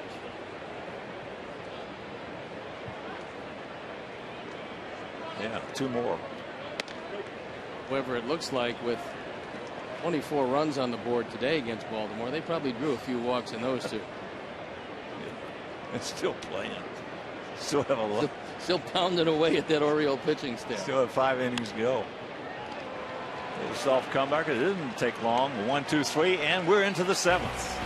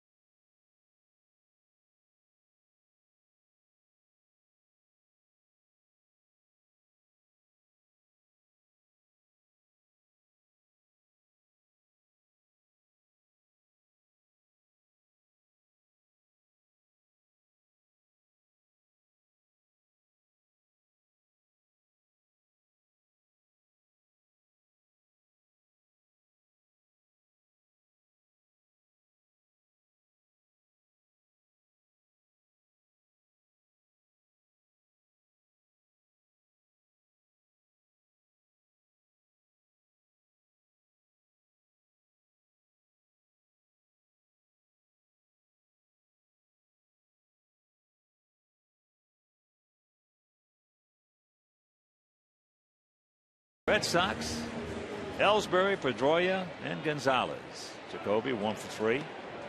Single, a stolen base. That was his 30th stolen base. And he scored a run.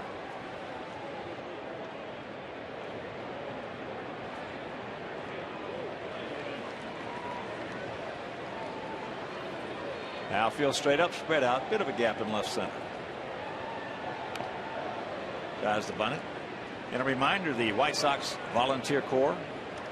The White Sox Volunteer Corps All-Star Award ceremony on August 30th is presented by State Farm Insurance. So for tickets, call 866-SOX-GAME or visit whitesox.com.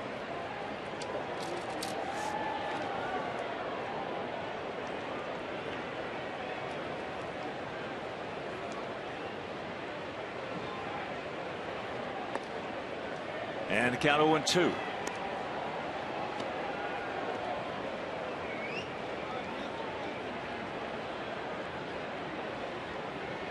If you're just joining us, all 4 Red Sox runs coming in the 5th inning.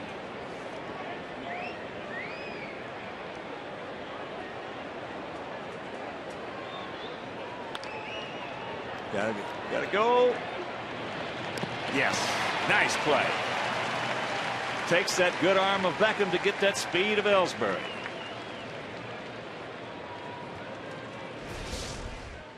Normal second baseman, this is a base hit. Gordon, with a strong over-the-top throw, gets him by a half step at first base.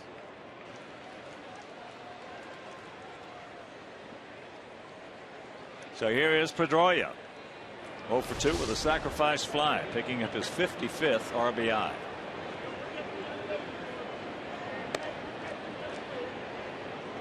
Had that 25-game hitting streak snapped last evening.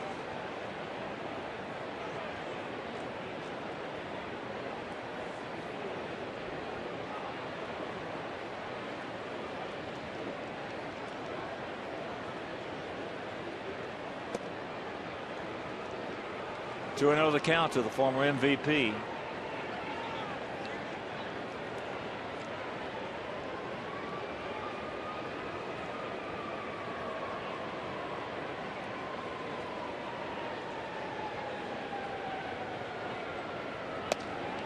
There's one. What a player. Little bitty bit of a thing. One of the best 2 or 3 fastball hitters in this league. We got a couple of the best. There's a shot.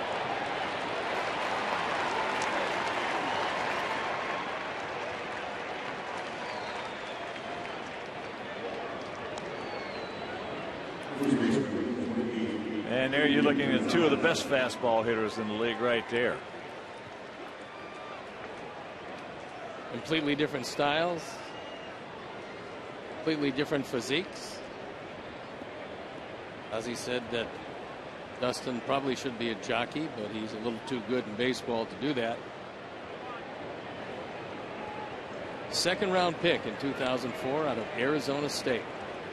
And here's Adrian Gonzalez. He's 1 for 2 and an infield single. Watch out. Knocked down. Can he get in? No. Pretty big effort by Alexei as he goes on the first base side of second. Dives to keep it in the infield and just misses getting it. So as he's out and he's going to the bullpen. So a couple of base hits. One by Pedroia, a rocket into left field, and that one up to middle. Good throw right there would have had Pedroia, but meanwhile, Omen departs, and we'll be back.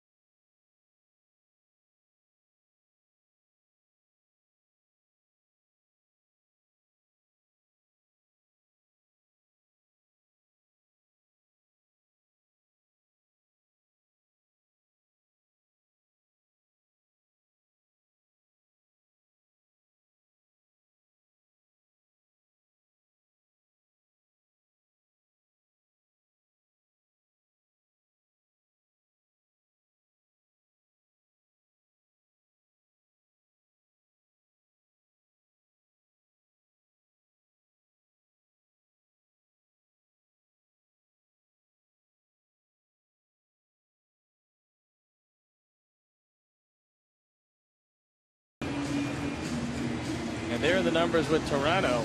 And a solid year, 44 games, a 2-1 record, a 2.98 ERA. Said that he feels comfortable pitching 6th, 7th, or 8th innings, and was traded to the Blue Jays in exchange for a man who got $126 million in a long-term deal from the Washington Nationals, Jason Worth. Originally selected by the Tigers in the 33rd round of the June 1999 draft. He's been around a while. Chicago area product. Hopefully he can really help out of that pen, take a little pressure off Jesse Crain. Well, he'll soon be 34. August 9th. And he has pitched well against us. So I'm glad he's in our uniform.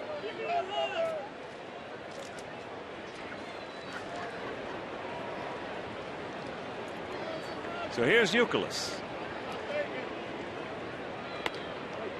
Takes first pitch strike.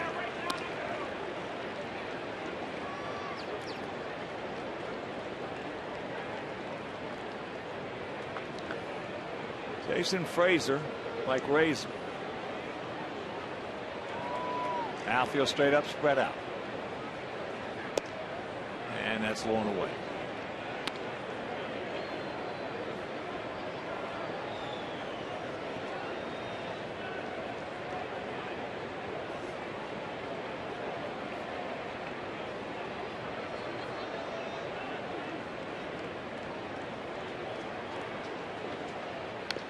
And that's foul back. Jason coming into this year allowed only 15 home runs over his last 4 seasons. It's a pretty good number when you're working out of that bullpen and you're working a lot.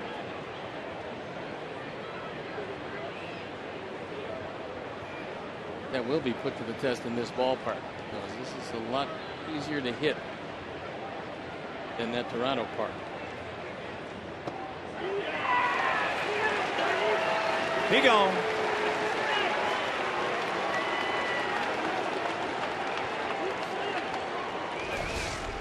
Youkilis didn't like the call, but it was a good one and a good pitch.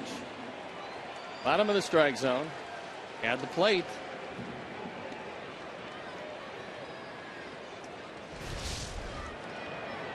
So here's Big Papi. Ortiz 0 for 3.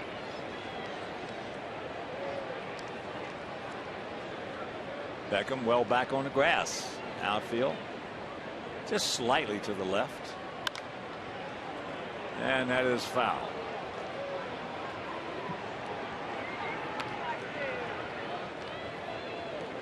Jason, born here in Chicago, now resides in Oak Forest.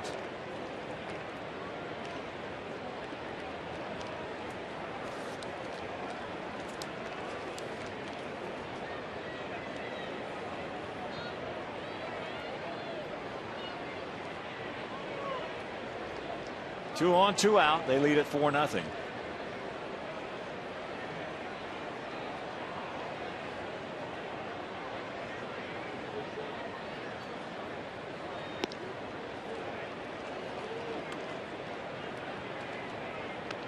Fastball has been 94, 95 miles an hour. A little movement on it.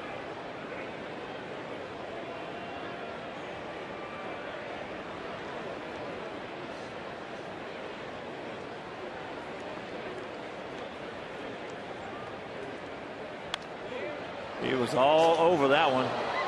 Ortiz a little upset with himself. He'd like to have that one back.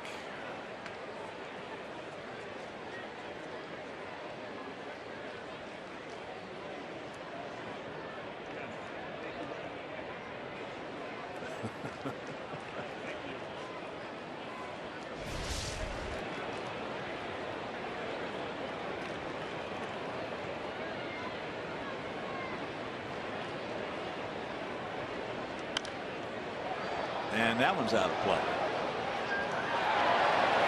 And a reminder, provide your guests with the ultimate baseball experience in the LG Skyline Club. United Scout seats or Gold Coast Tickets Club or Diamond Suites. Premium seating areas offer exclusive amenities and benefits and are a great way to entertain clients, employees, friends, or family. It's 312-674-1000 to visit whitesox.com/premium seating.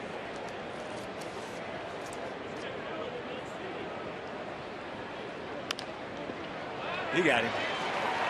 Nice job by Frazier. 7th inning stretch. We need some runs.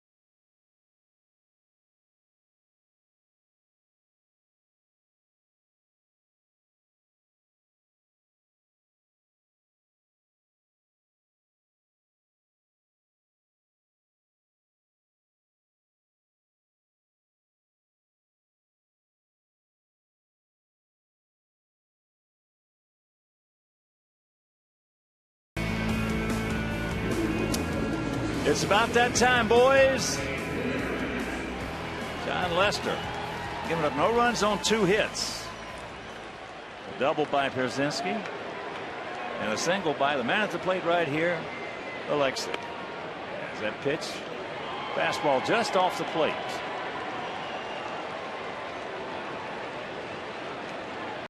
.480 for the Carmines, 0-2-1 for our Sox.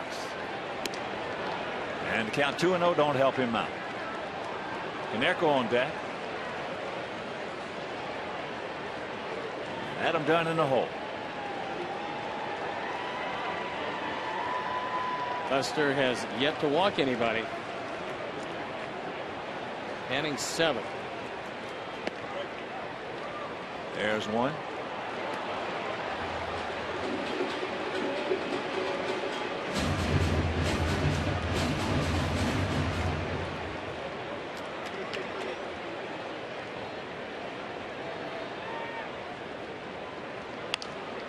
Softly hit. Euclid with a nice play. Low peg. Nice pick by Gonzalez. Seeing some good efforts on the part of both third basemen. Earlier was Brent Morrell diving to his left, making the play. This time, Euclid.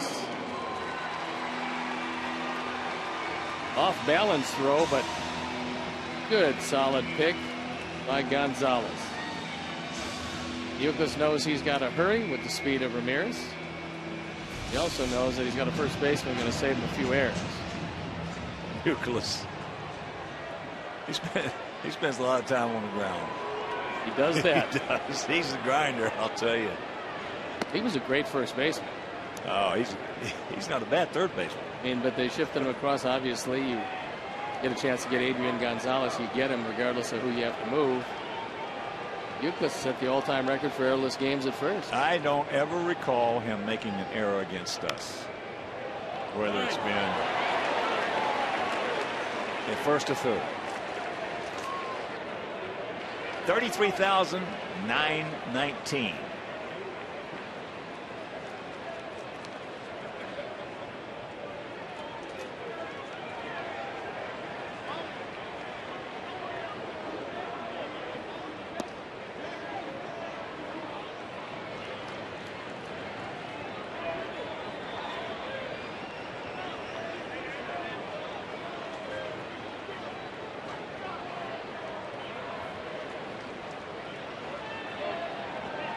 Pauly is fouled out and struck out. And the 2-1 pitch. The ball hit high and deep. Stretch. Stretch. Ellsbury back. He looks up. You can put it on the board. Yes. Yes. Number 25 for Pauly. And it's a 4-1 ball game.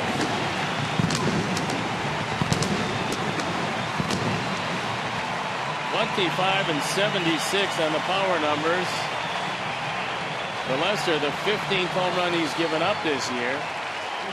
That's in 125 innings of work, so it cuts the lead to 3 as our fourth drive of the game.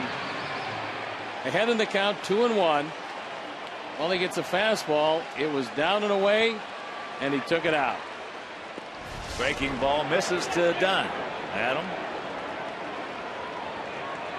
Let's hit a little soft line drive to Gonzalez at first. Then he bounced into a 1-5-3 double play.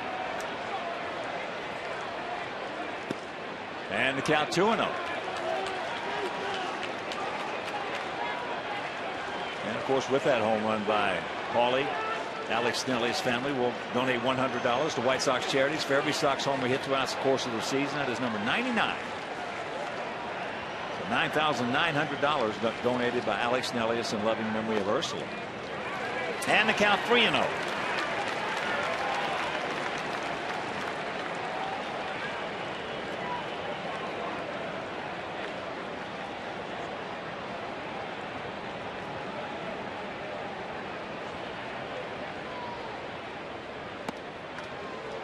There's one. Quentin on deck.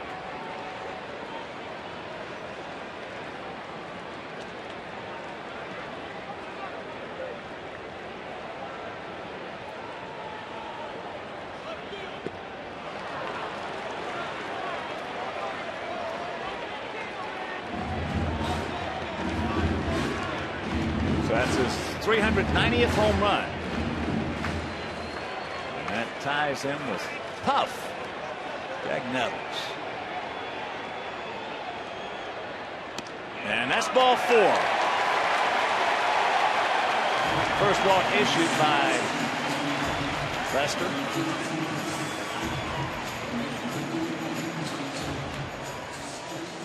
That ties him with Greg Nettles for 53rd all time. 3 behind Jim Edmonds. Salto Lamacchia goes out to talk to Lester. He hasn't thrown all that many pitches, despite the fact that he spanned 7. He's under 80 pitches.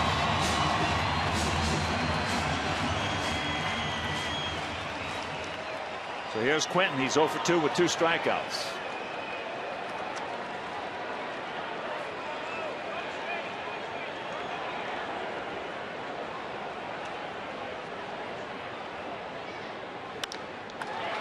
Softly hit into right field.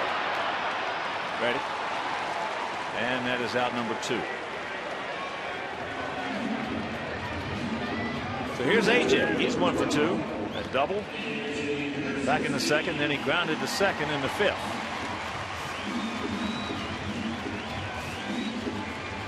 Jim Edmonds with 393 home runs. My perception of Jim Edmonds is without question one of the most under the radar terrific players this game has ever known. He was a great center fielder wherever he went, and he played on a lot of different teams. But he had that wide stance, so he wasn't out ahead of most anything. And when you're talking about hitting close to 400 home runs, that's quite a career. Whew. The way he could throw that leather. When you talk about great center fielders, very seldom his name comes up, but he was a great center fielder. Ryan Bruni throwing in the pen.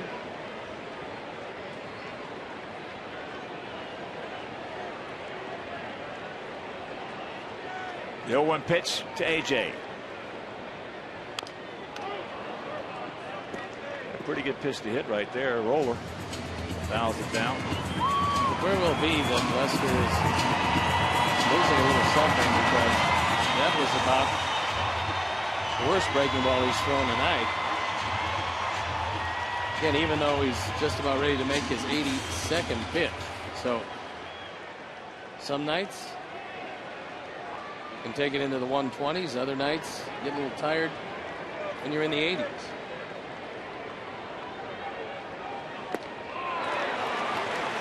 Got him.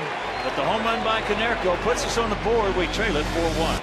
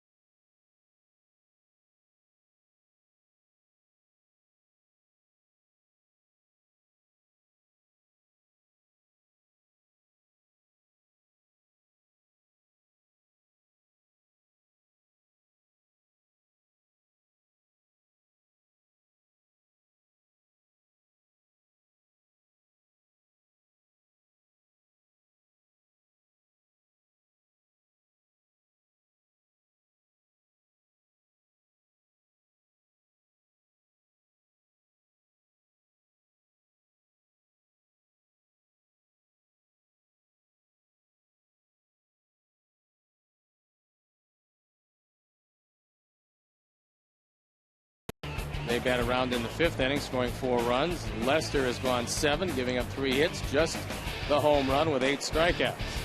Visit your local Honda dealer today to test drive the 2011 Honda Cross Tour, available with 4-wheel drive. Brian Bruni in the game. And first pitch strike. Carl Crawford, who's 1 for 3. He started off that 4-run 5th with a solid single to right. Also picked up a stolen base, his 12th, and scored a run.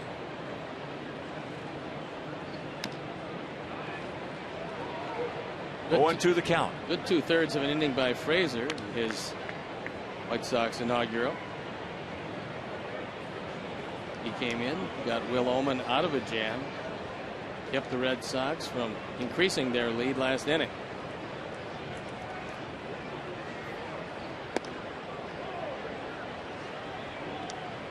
Well, we've seen him do that a lot against us in the past.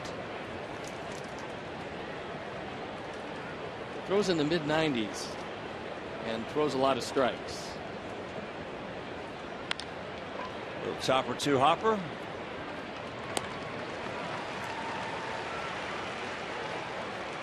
One down.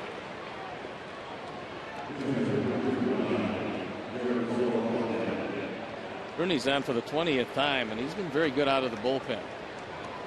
ERA of 2.16 coming into this one. Yeah, the only time he's been in trouble is when he doesn't attack. When he attacks, gets on top in that count, he is tough. He's got good stuff. As I say, his stuff is good enough to successfully pitch out of anybody's bullpen. That base on balls, though, when he first few times out, really hurt him.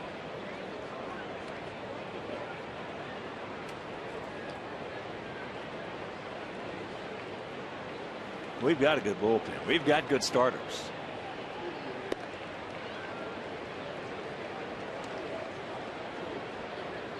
They're leading the major leagues in defense. Had the fewest errors. just hadn't scored enough runs.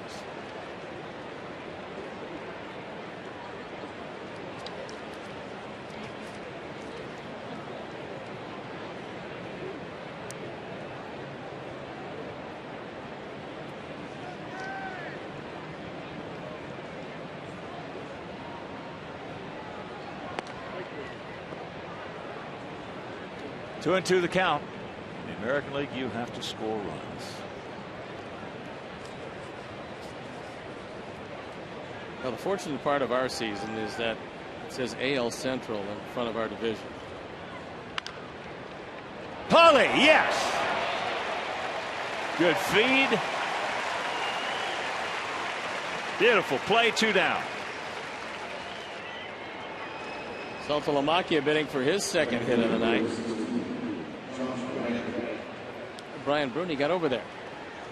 And a reminder, on Thursday, August 4th, first 20,000 adults ages 21 and over will receive a beer vendor bobblehead presented by Miller Lite. So for tickets, call 866-SOX-GAME or visit whitesox.com. August 4th. Just right around the corner. That's the last game of that Yankee series. Tomorrow afternoon in the finale here, make your plans to be with us. Mark Burley against Andrew Miller. If you can't make it, that game will be over Comcast Sportsnet.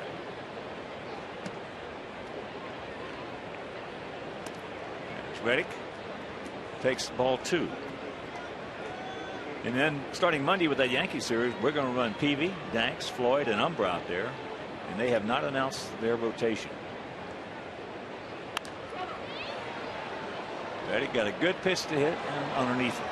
I would think the Yankees are waiting to make some sort of a deal for the trade deadline, and they desperately could use a starter.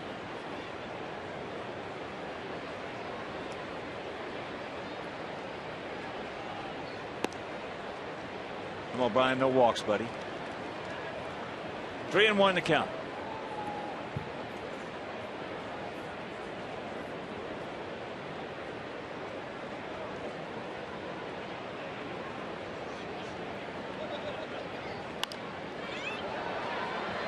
Helped him out a little bit.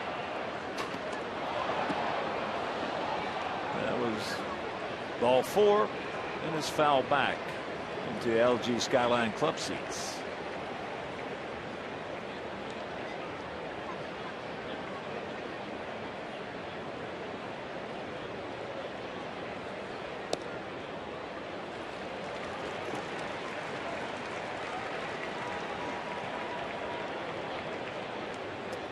So the 2-out walk will bring up Marco Scutaro, who was 0 for 1 with a sacrifice fly.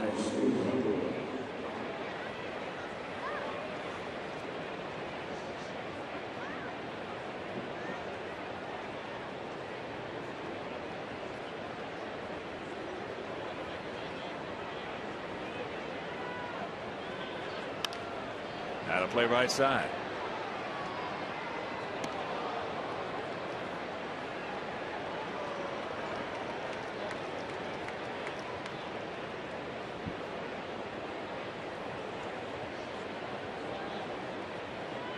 Indians hitting in the bottom of the 8th. Man on second base, 2 out, trailing Kansas City 1-0.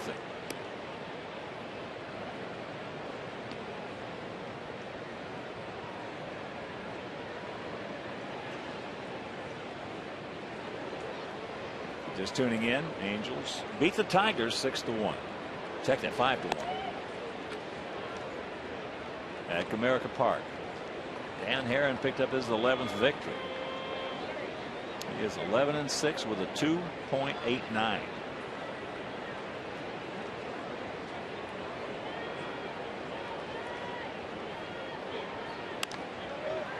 And that's fouled back. Come back. It won't. And Herron's got that splitter going. He can just about wrap it up and send it to Cooperstown. The Angels making it a little tough on Texas, because it looked for a while there like Texas was going to run away and hide. Hasn't turned out to be the case, as Texas did shut out Toronto. So that will stay at a 2-game lead for the Rangers.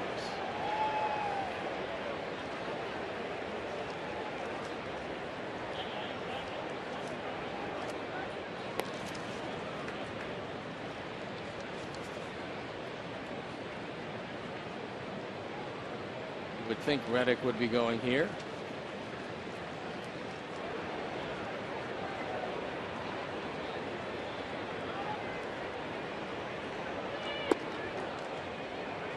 Two and two the count. Call the pitch out and nothing to it. That shutout, 3-0 by Derek Holland. That was his fourth shutout this year. Holland 10 and 4. He's a good one. They've got a couple of good left-handers down there. That Harrison's not bad. Harrison came over. We talked about the trade that Saltalamacchia was in. Harrison came over along with Neftali Feliz and Elvis Andrews. Woo! They all came over from Atlanta as they finally had to give up a bunch to get Teixeira. And that's out of play. That is a bunch right there. Feliz, Harrison, and Andrus. That is a whole bunch of talent. And Elvis Andrus is just a bundle of talent. He's a good one. And there's a base hit. So Scudero continues with 375 lifetime hitter against us. Now they're going to wave him around, get it back in. Gun it. Well, Alex didn't realize that Reddick was running on the play, and when he got to the ball, he didn't get it back in right away. Then the throw was juggled by Beckham. He wasn't going to get it. No, I would say even if Gordon catches it cleanly, he's probably going to score. So we get a guy score from first on a single. That's the second time that's happened to us this year. Beat us a ball game out in Denver. Right here, Alex just holds on to the baseball. Relay throw is high. The run scores. It turned out to be a very big one, by the way. Troy Tulowitzki beat us with that. 2 out on first base. He scored. We lose. Game over.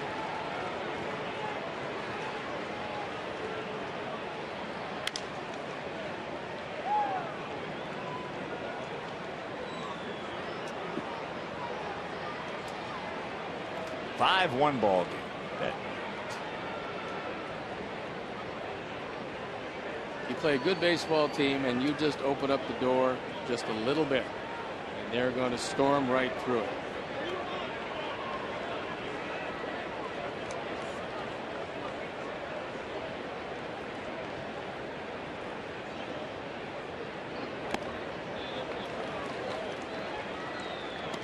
Oh, 0-2 the count to Ellsbury.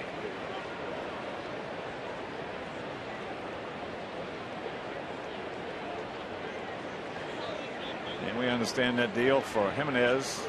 Ubaldo Jimenez coming to Cleveland has been made, but Kipnis is not a part of the deal. Matt McBride, first baseman. But the two pitchers, Pomerantz and White, are pretty good. So Dan O'Dowd had himself a very good deal, and I think the Cleveland Indians are going after it this year, and they'll worry about the future in the future. Scudero steals his second base in as many days.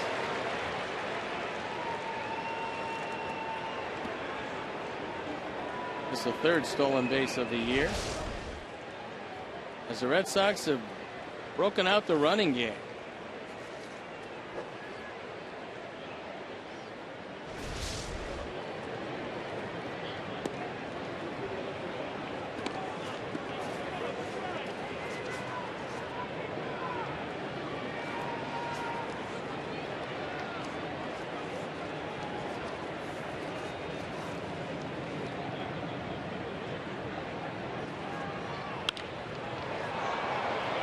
And that should be a count corn.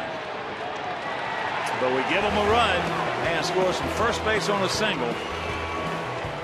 And we trail it 5-1.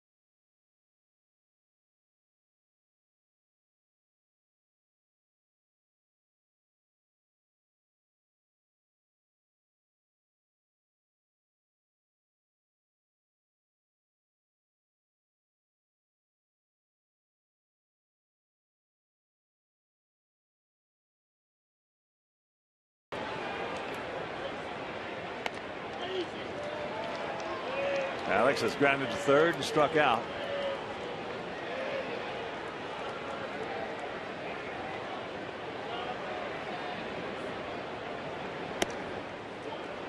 That changeup high and wide. Indians have tied up Kansas City at 1 that game in the 9th inning. Masterson still on the bump for the try.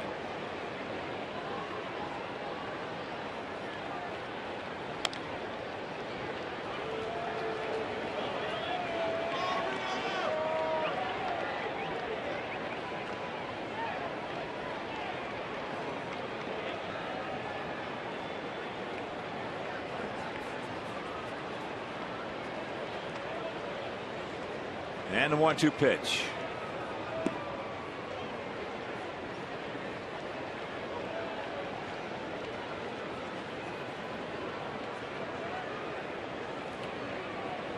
Daniel Bard throwing in the pen. He is a hard throwing Bards. Big, young, hard throwing. Right-hander. Line shot. Right at Scooterall.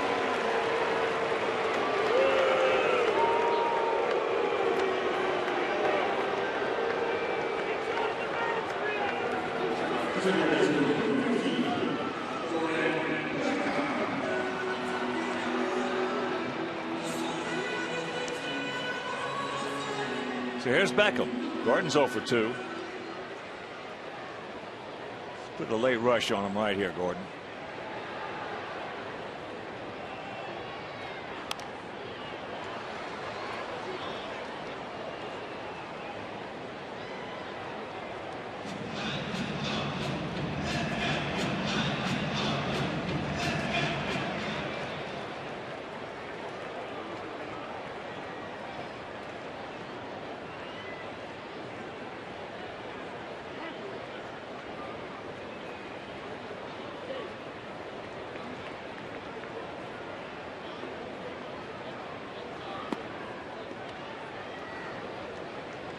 Curveball misses, so the count 1-1.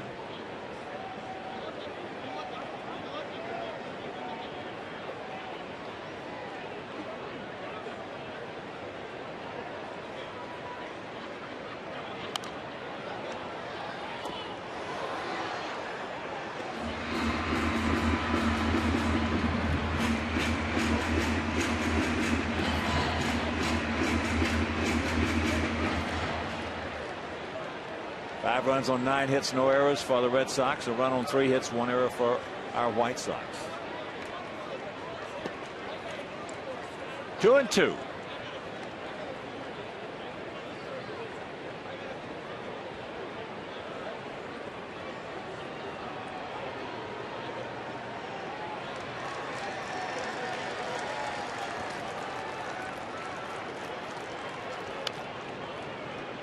Gordon hanging tough.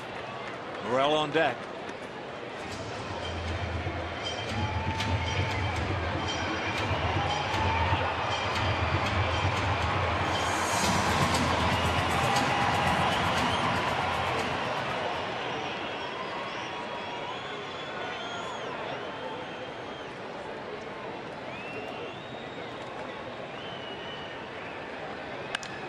And that ball hit deep. Stretch. Ellsbury back. You can put it on the ball. Yes. Yes. Number 8 for Gordon. And it's a 5-2 game.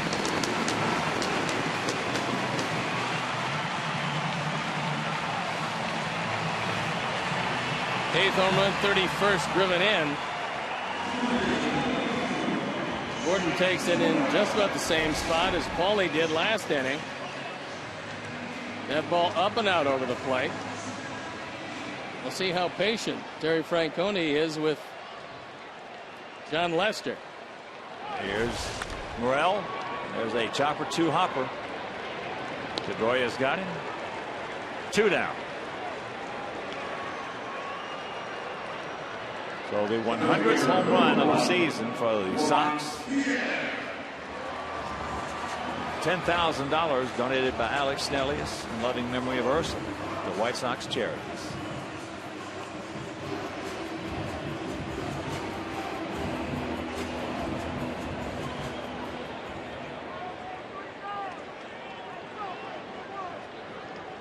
So here's Pierre. Takes the bunt, takes the strike. One is struck out, going out to left, and bounced back to the pitcher.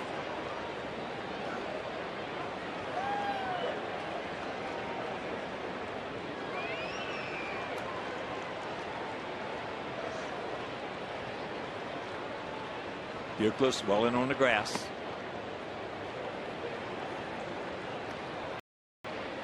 The ball to strike. One tried to get that lead elbow out there to maybe take one for the club, but the ball went by him.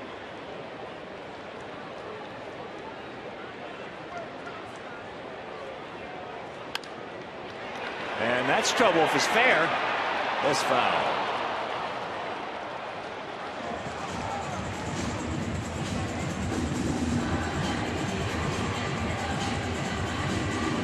So 1-2 the count.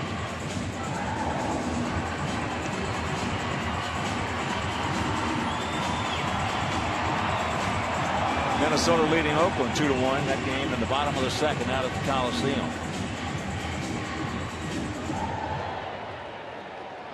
Don't count out the Twinkies.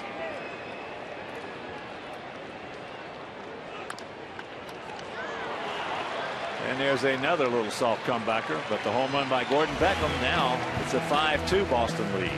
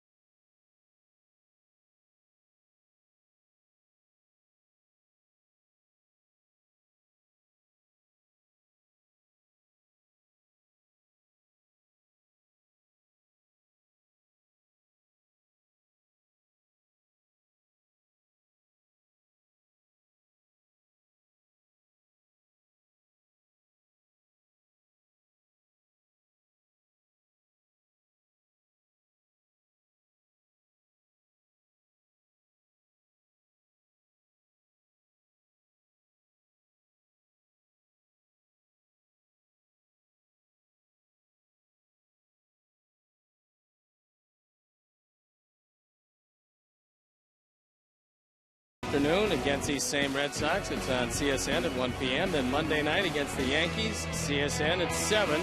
And Tuesday night against the Yankees, WCIU also at 7 p.m. Lincoln upcoming schedule. And Kansas City has just taken the 2-1 lead over Cleveland. Base hit, a 2-out base hit by Chris Getz, knocking in Jeff Francoeur. But right here we got our own problems. As there's Pedroia. Another fastball, another rocket. Yeah, try to get that fastball by him inside, and that ball was about 3 inches inside. Just can't do it. So he'll be running somewhere in this count. AJ wanted it away. Bruni gets it in. Pedroia just too quick. Adrian Gonzalez is 2 for 3 with 2 infield singles. There he goes. He had that base stolen standing up almost. Thank goodness he fouled it off. Got a hard time understanding how with a base stealer who you pretty much know is going to be going, you just don't take a pitch. But fortunately, he didn't.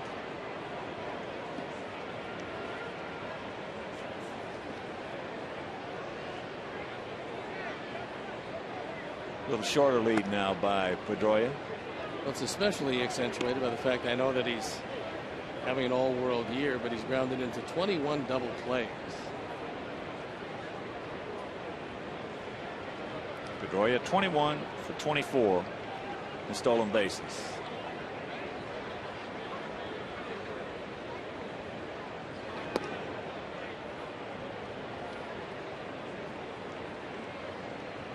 Jonathan Papelbon sitting up in the pen.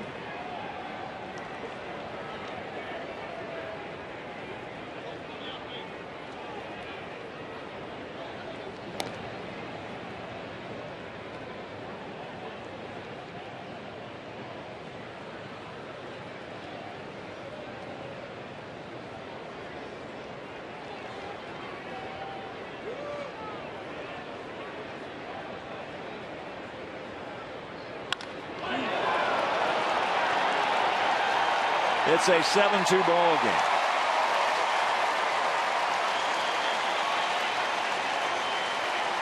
'18 and '89 on the power numbers.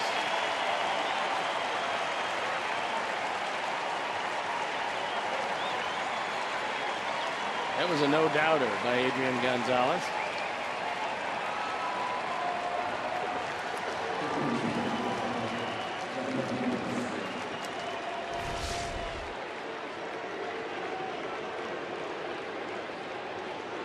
Fastball on the inner portion and long gone. So here's Youkilis. Takes first pitch strike.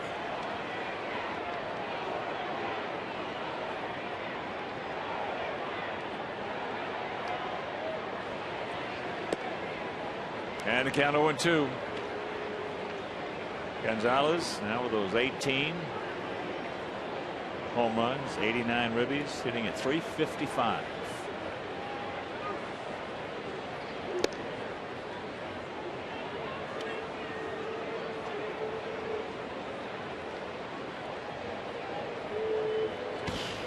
Wow.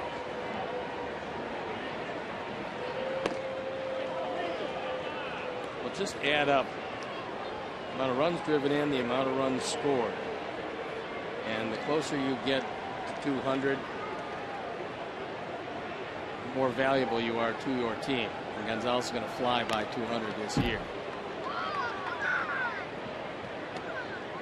Just scored run number 75 to go with those 89 runs batted in. Probably wind up in the neighborhood of 250.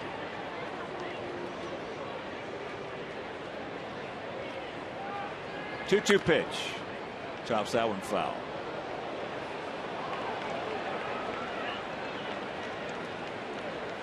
So it looks like the Red Sox got a good chance to get on the board against our Sox this year. We played them 4 times, beat them 4 times, and right here they lead at 7-2 in the 9th inning.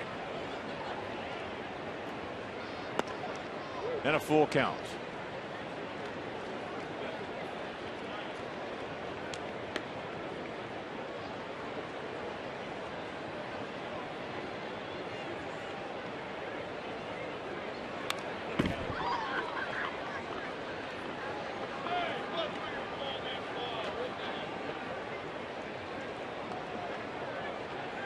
Dave Magadan, the hitting coach.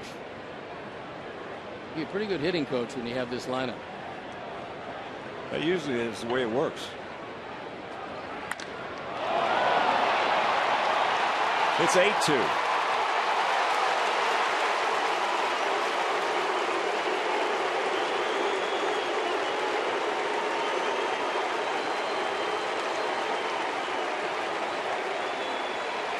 And 74 for Youkilis.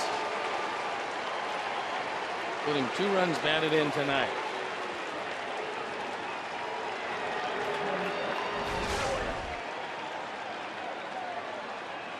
Another fastball. Another home run. So Coop out. We had a pitcher's duel through 4. Then they came out with 4 runs in the 5th inning. We scored 1 in the 7th, home run by Konerko. We gave them a run in the 8th. And then the home run by Beckham in the 8th. Made it 5-2, and they've added 3 so far here with still nobody out. In the top of the 9th, and here is Ortiz. He's gone to collar tonight. He's 0 for 4. Checks it up. He did go. Ortiz 0 for 7 in the first 2 games.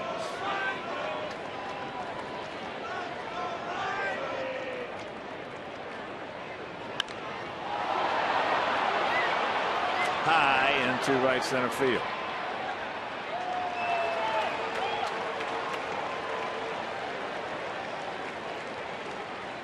So 1 out. And that'll bring up Carl Crawford, who's 1 for 4.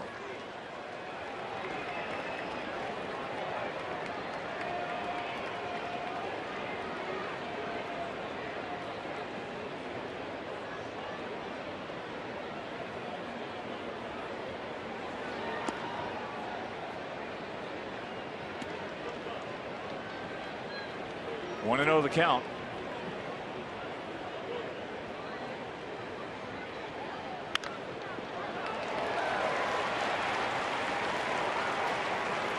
Fourth hit of the inning.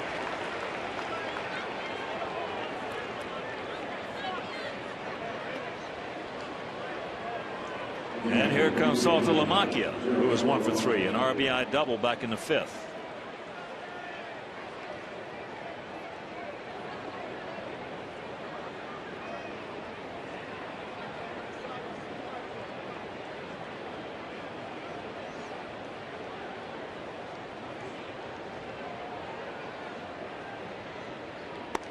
And that pitch up high.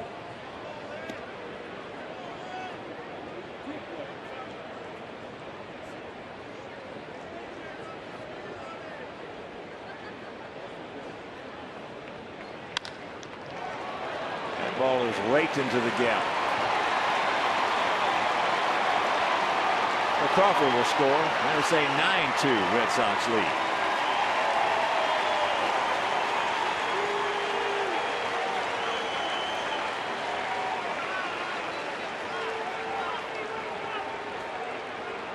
Second run batted in on the second double tonight for Saltalamacchia. And they were carbon copies of one another. He had a double in the 5th that drove home the first run of the game. This one drives home the 9th run of the game.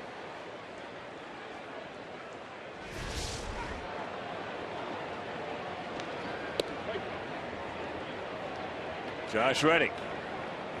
He's 1 for 3 with a couple of runs scored. He scored from first base, if you're just joining us, last inning on a single by Scudero in the right center field.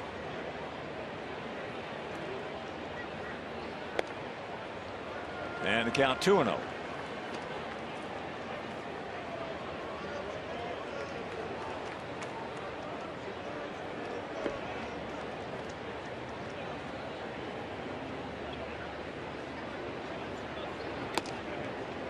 He turns it loose.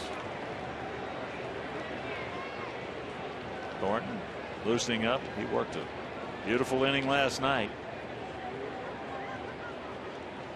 1-2-3 with a strikeout.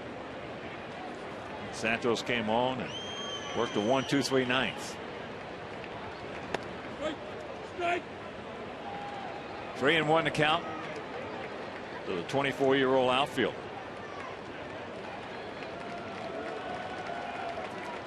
And Cleveland ducks on the pond, 1 out. Off Soria.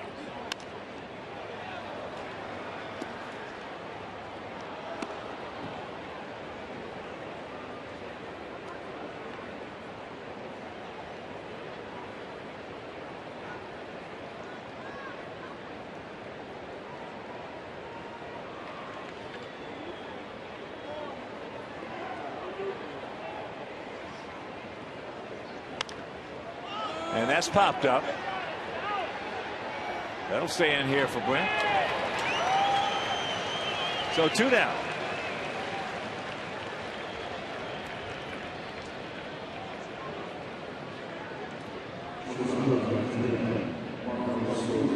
So here's Scudero.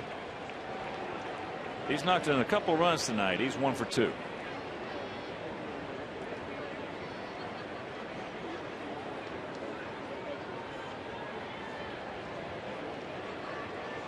Getting a lot of production out of the bottom part of their order.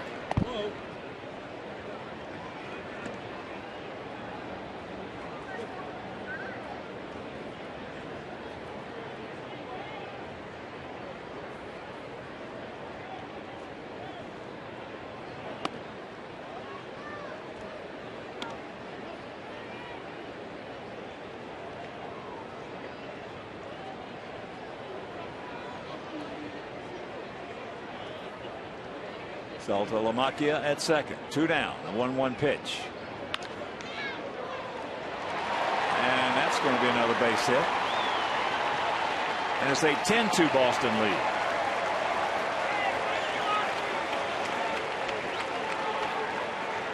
And Ozzy's coming out. That's going to be it for Brian Bruni, who could not get himself out of this 9th inning. And Matt Thornton's going to have to. Watch it again, right off the glove, a rocket back up the middle. Scudero's had a big night. He's driven in 3. Boston offense. All right, Thornton comes on, and we'll be back.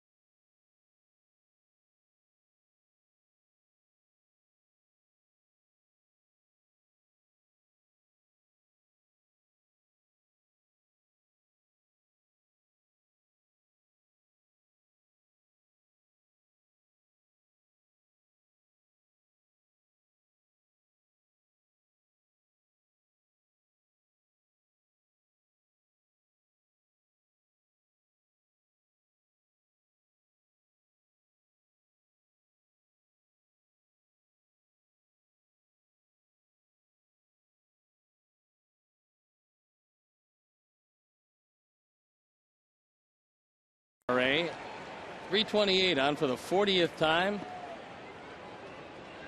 And he's looking for 1 out to end this nightmarish 9th.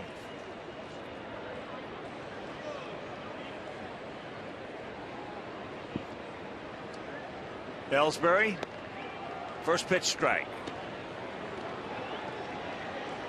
They have batted around twice in this game, scoring 4 in the 5th and 5 so far here in the 9th. Ellsbury is 1 for 5. And the count 0-2.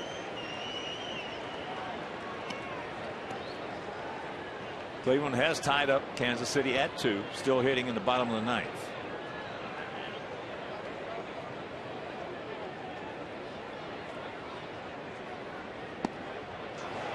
He gone. They score 5. We trail it by 8.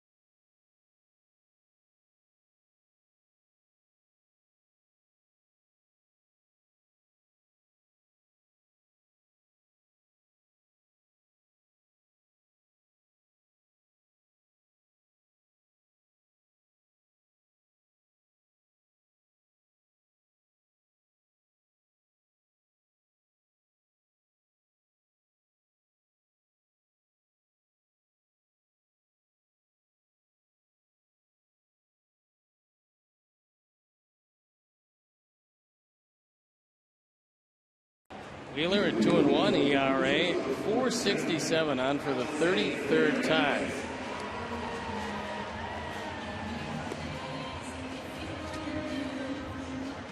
They were warming up Papelbon, but as soon as it became evident that it wasn't going to be even close to a save situation, he sat down.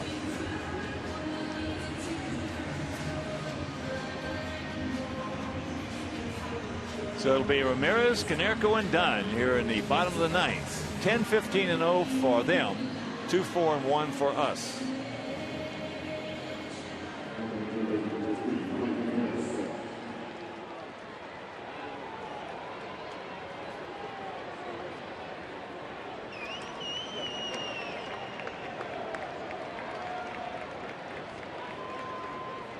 And the Indians have just come back and won that ball game. Walk-off homer by Matt Laporta.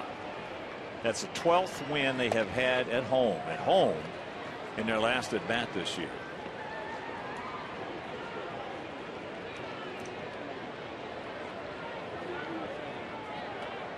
So Alexei is 1 for 3.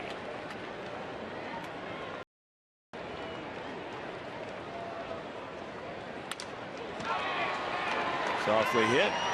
Scudero. 1 out. Off balance throw, and he got him at first.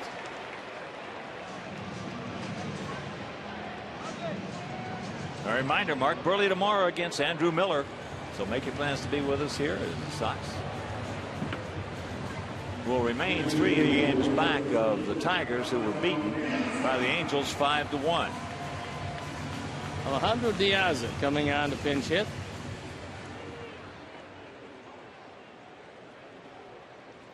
Konerko is 1 for 3, a homer, his 25th and 390th of his career.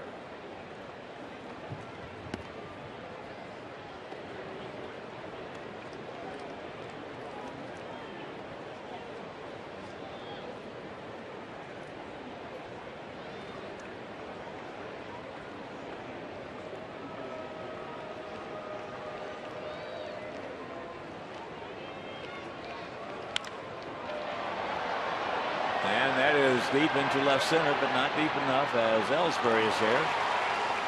2 down. And a reminder, after the game, stay tuned for the 9 o'clock news with Bob Jordan and Jackie Bang. Jim Ramsey with the weather, and Rich King, our buddy Rich King, for all the sports highlights.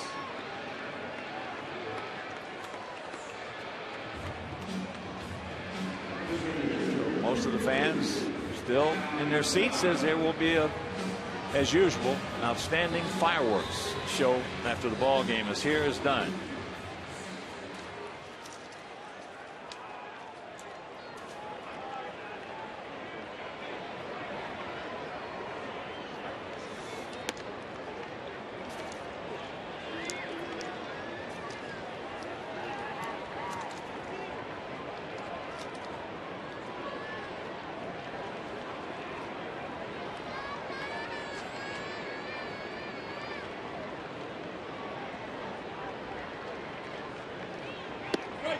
Pitch inside. Adams tonight 0 for 2 with a walk. And we understand now that buddy David Schuster has it on Facebook that the Red Sox have acquired right-hander Rich Harden.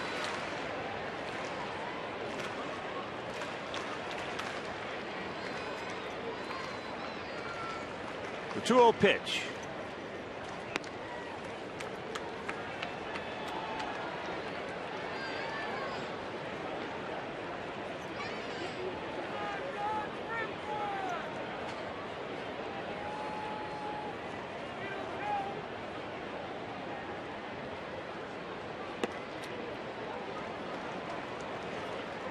Three and 1 to count.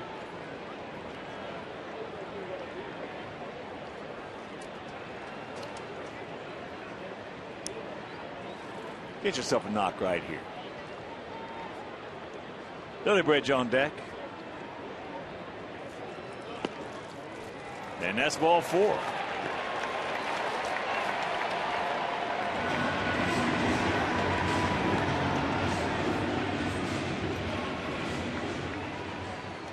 Brent comes on to pinch hit. Getting an even 250. 1 for 4 as a pinch hitter.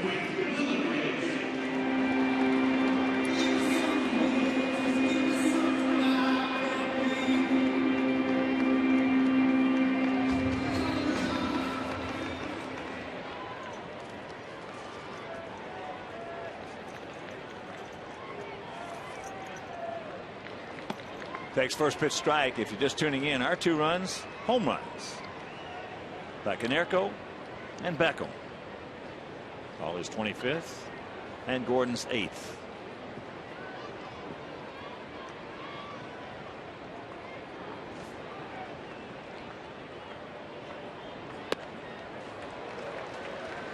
Oh, and 2 the count.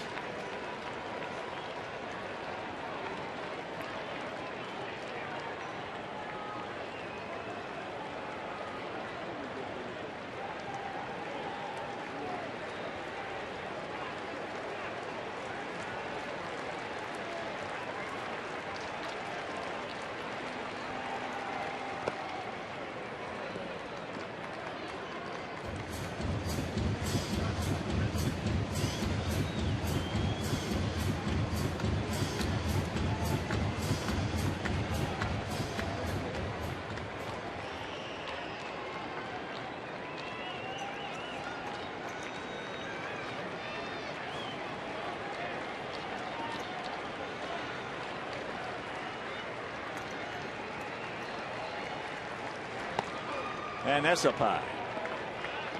2 balls, 2 strikes, 2 out. Mark Burley against Andrew Miller tomorrow in the finale of this 3-game set, and it will be the rubber match. Sox took the opener last night 3-1 behind a terrific effort from Gavin Floyd. Tim Wakefield was good as well.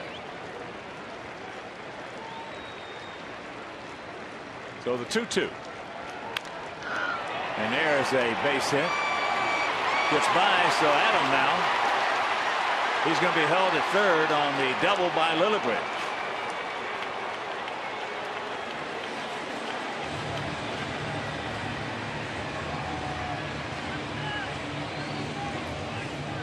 And that'll bring up AJ.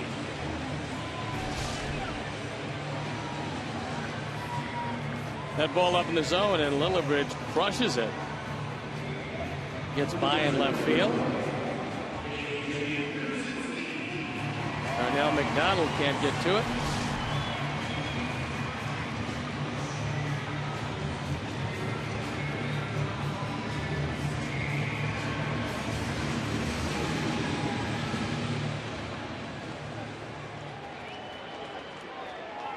AJ had our first hit back in the 2nd inning. Double down the left field line. He is 1 for 3.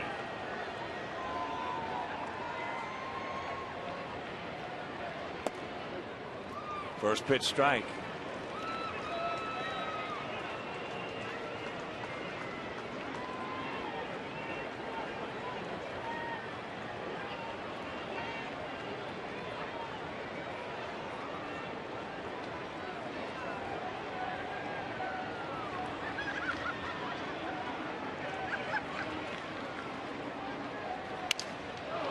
Broken bat, and this ball game is over.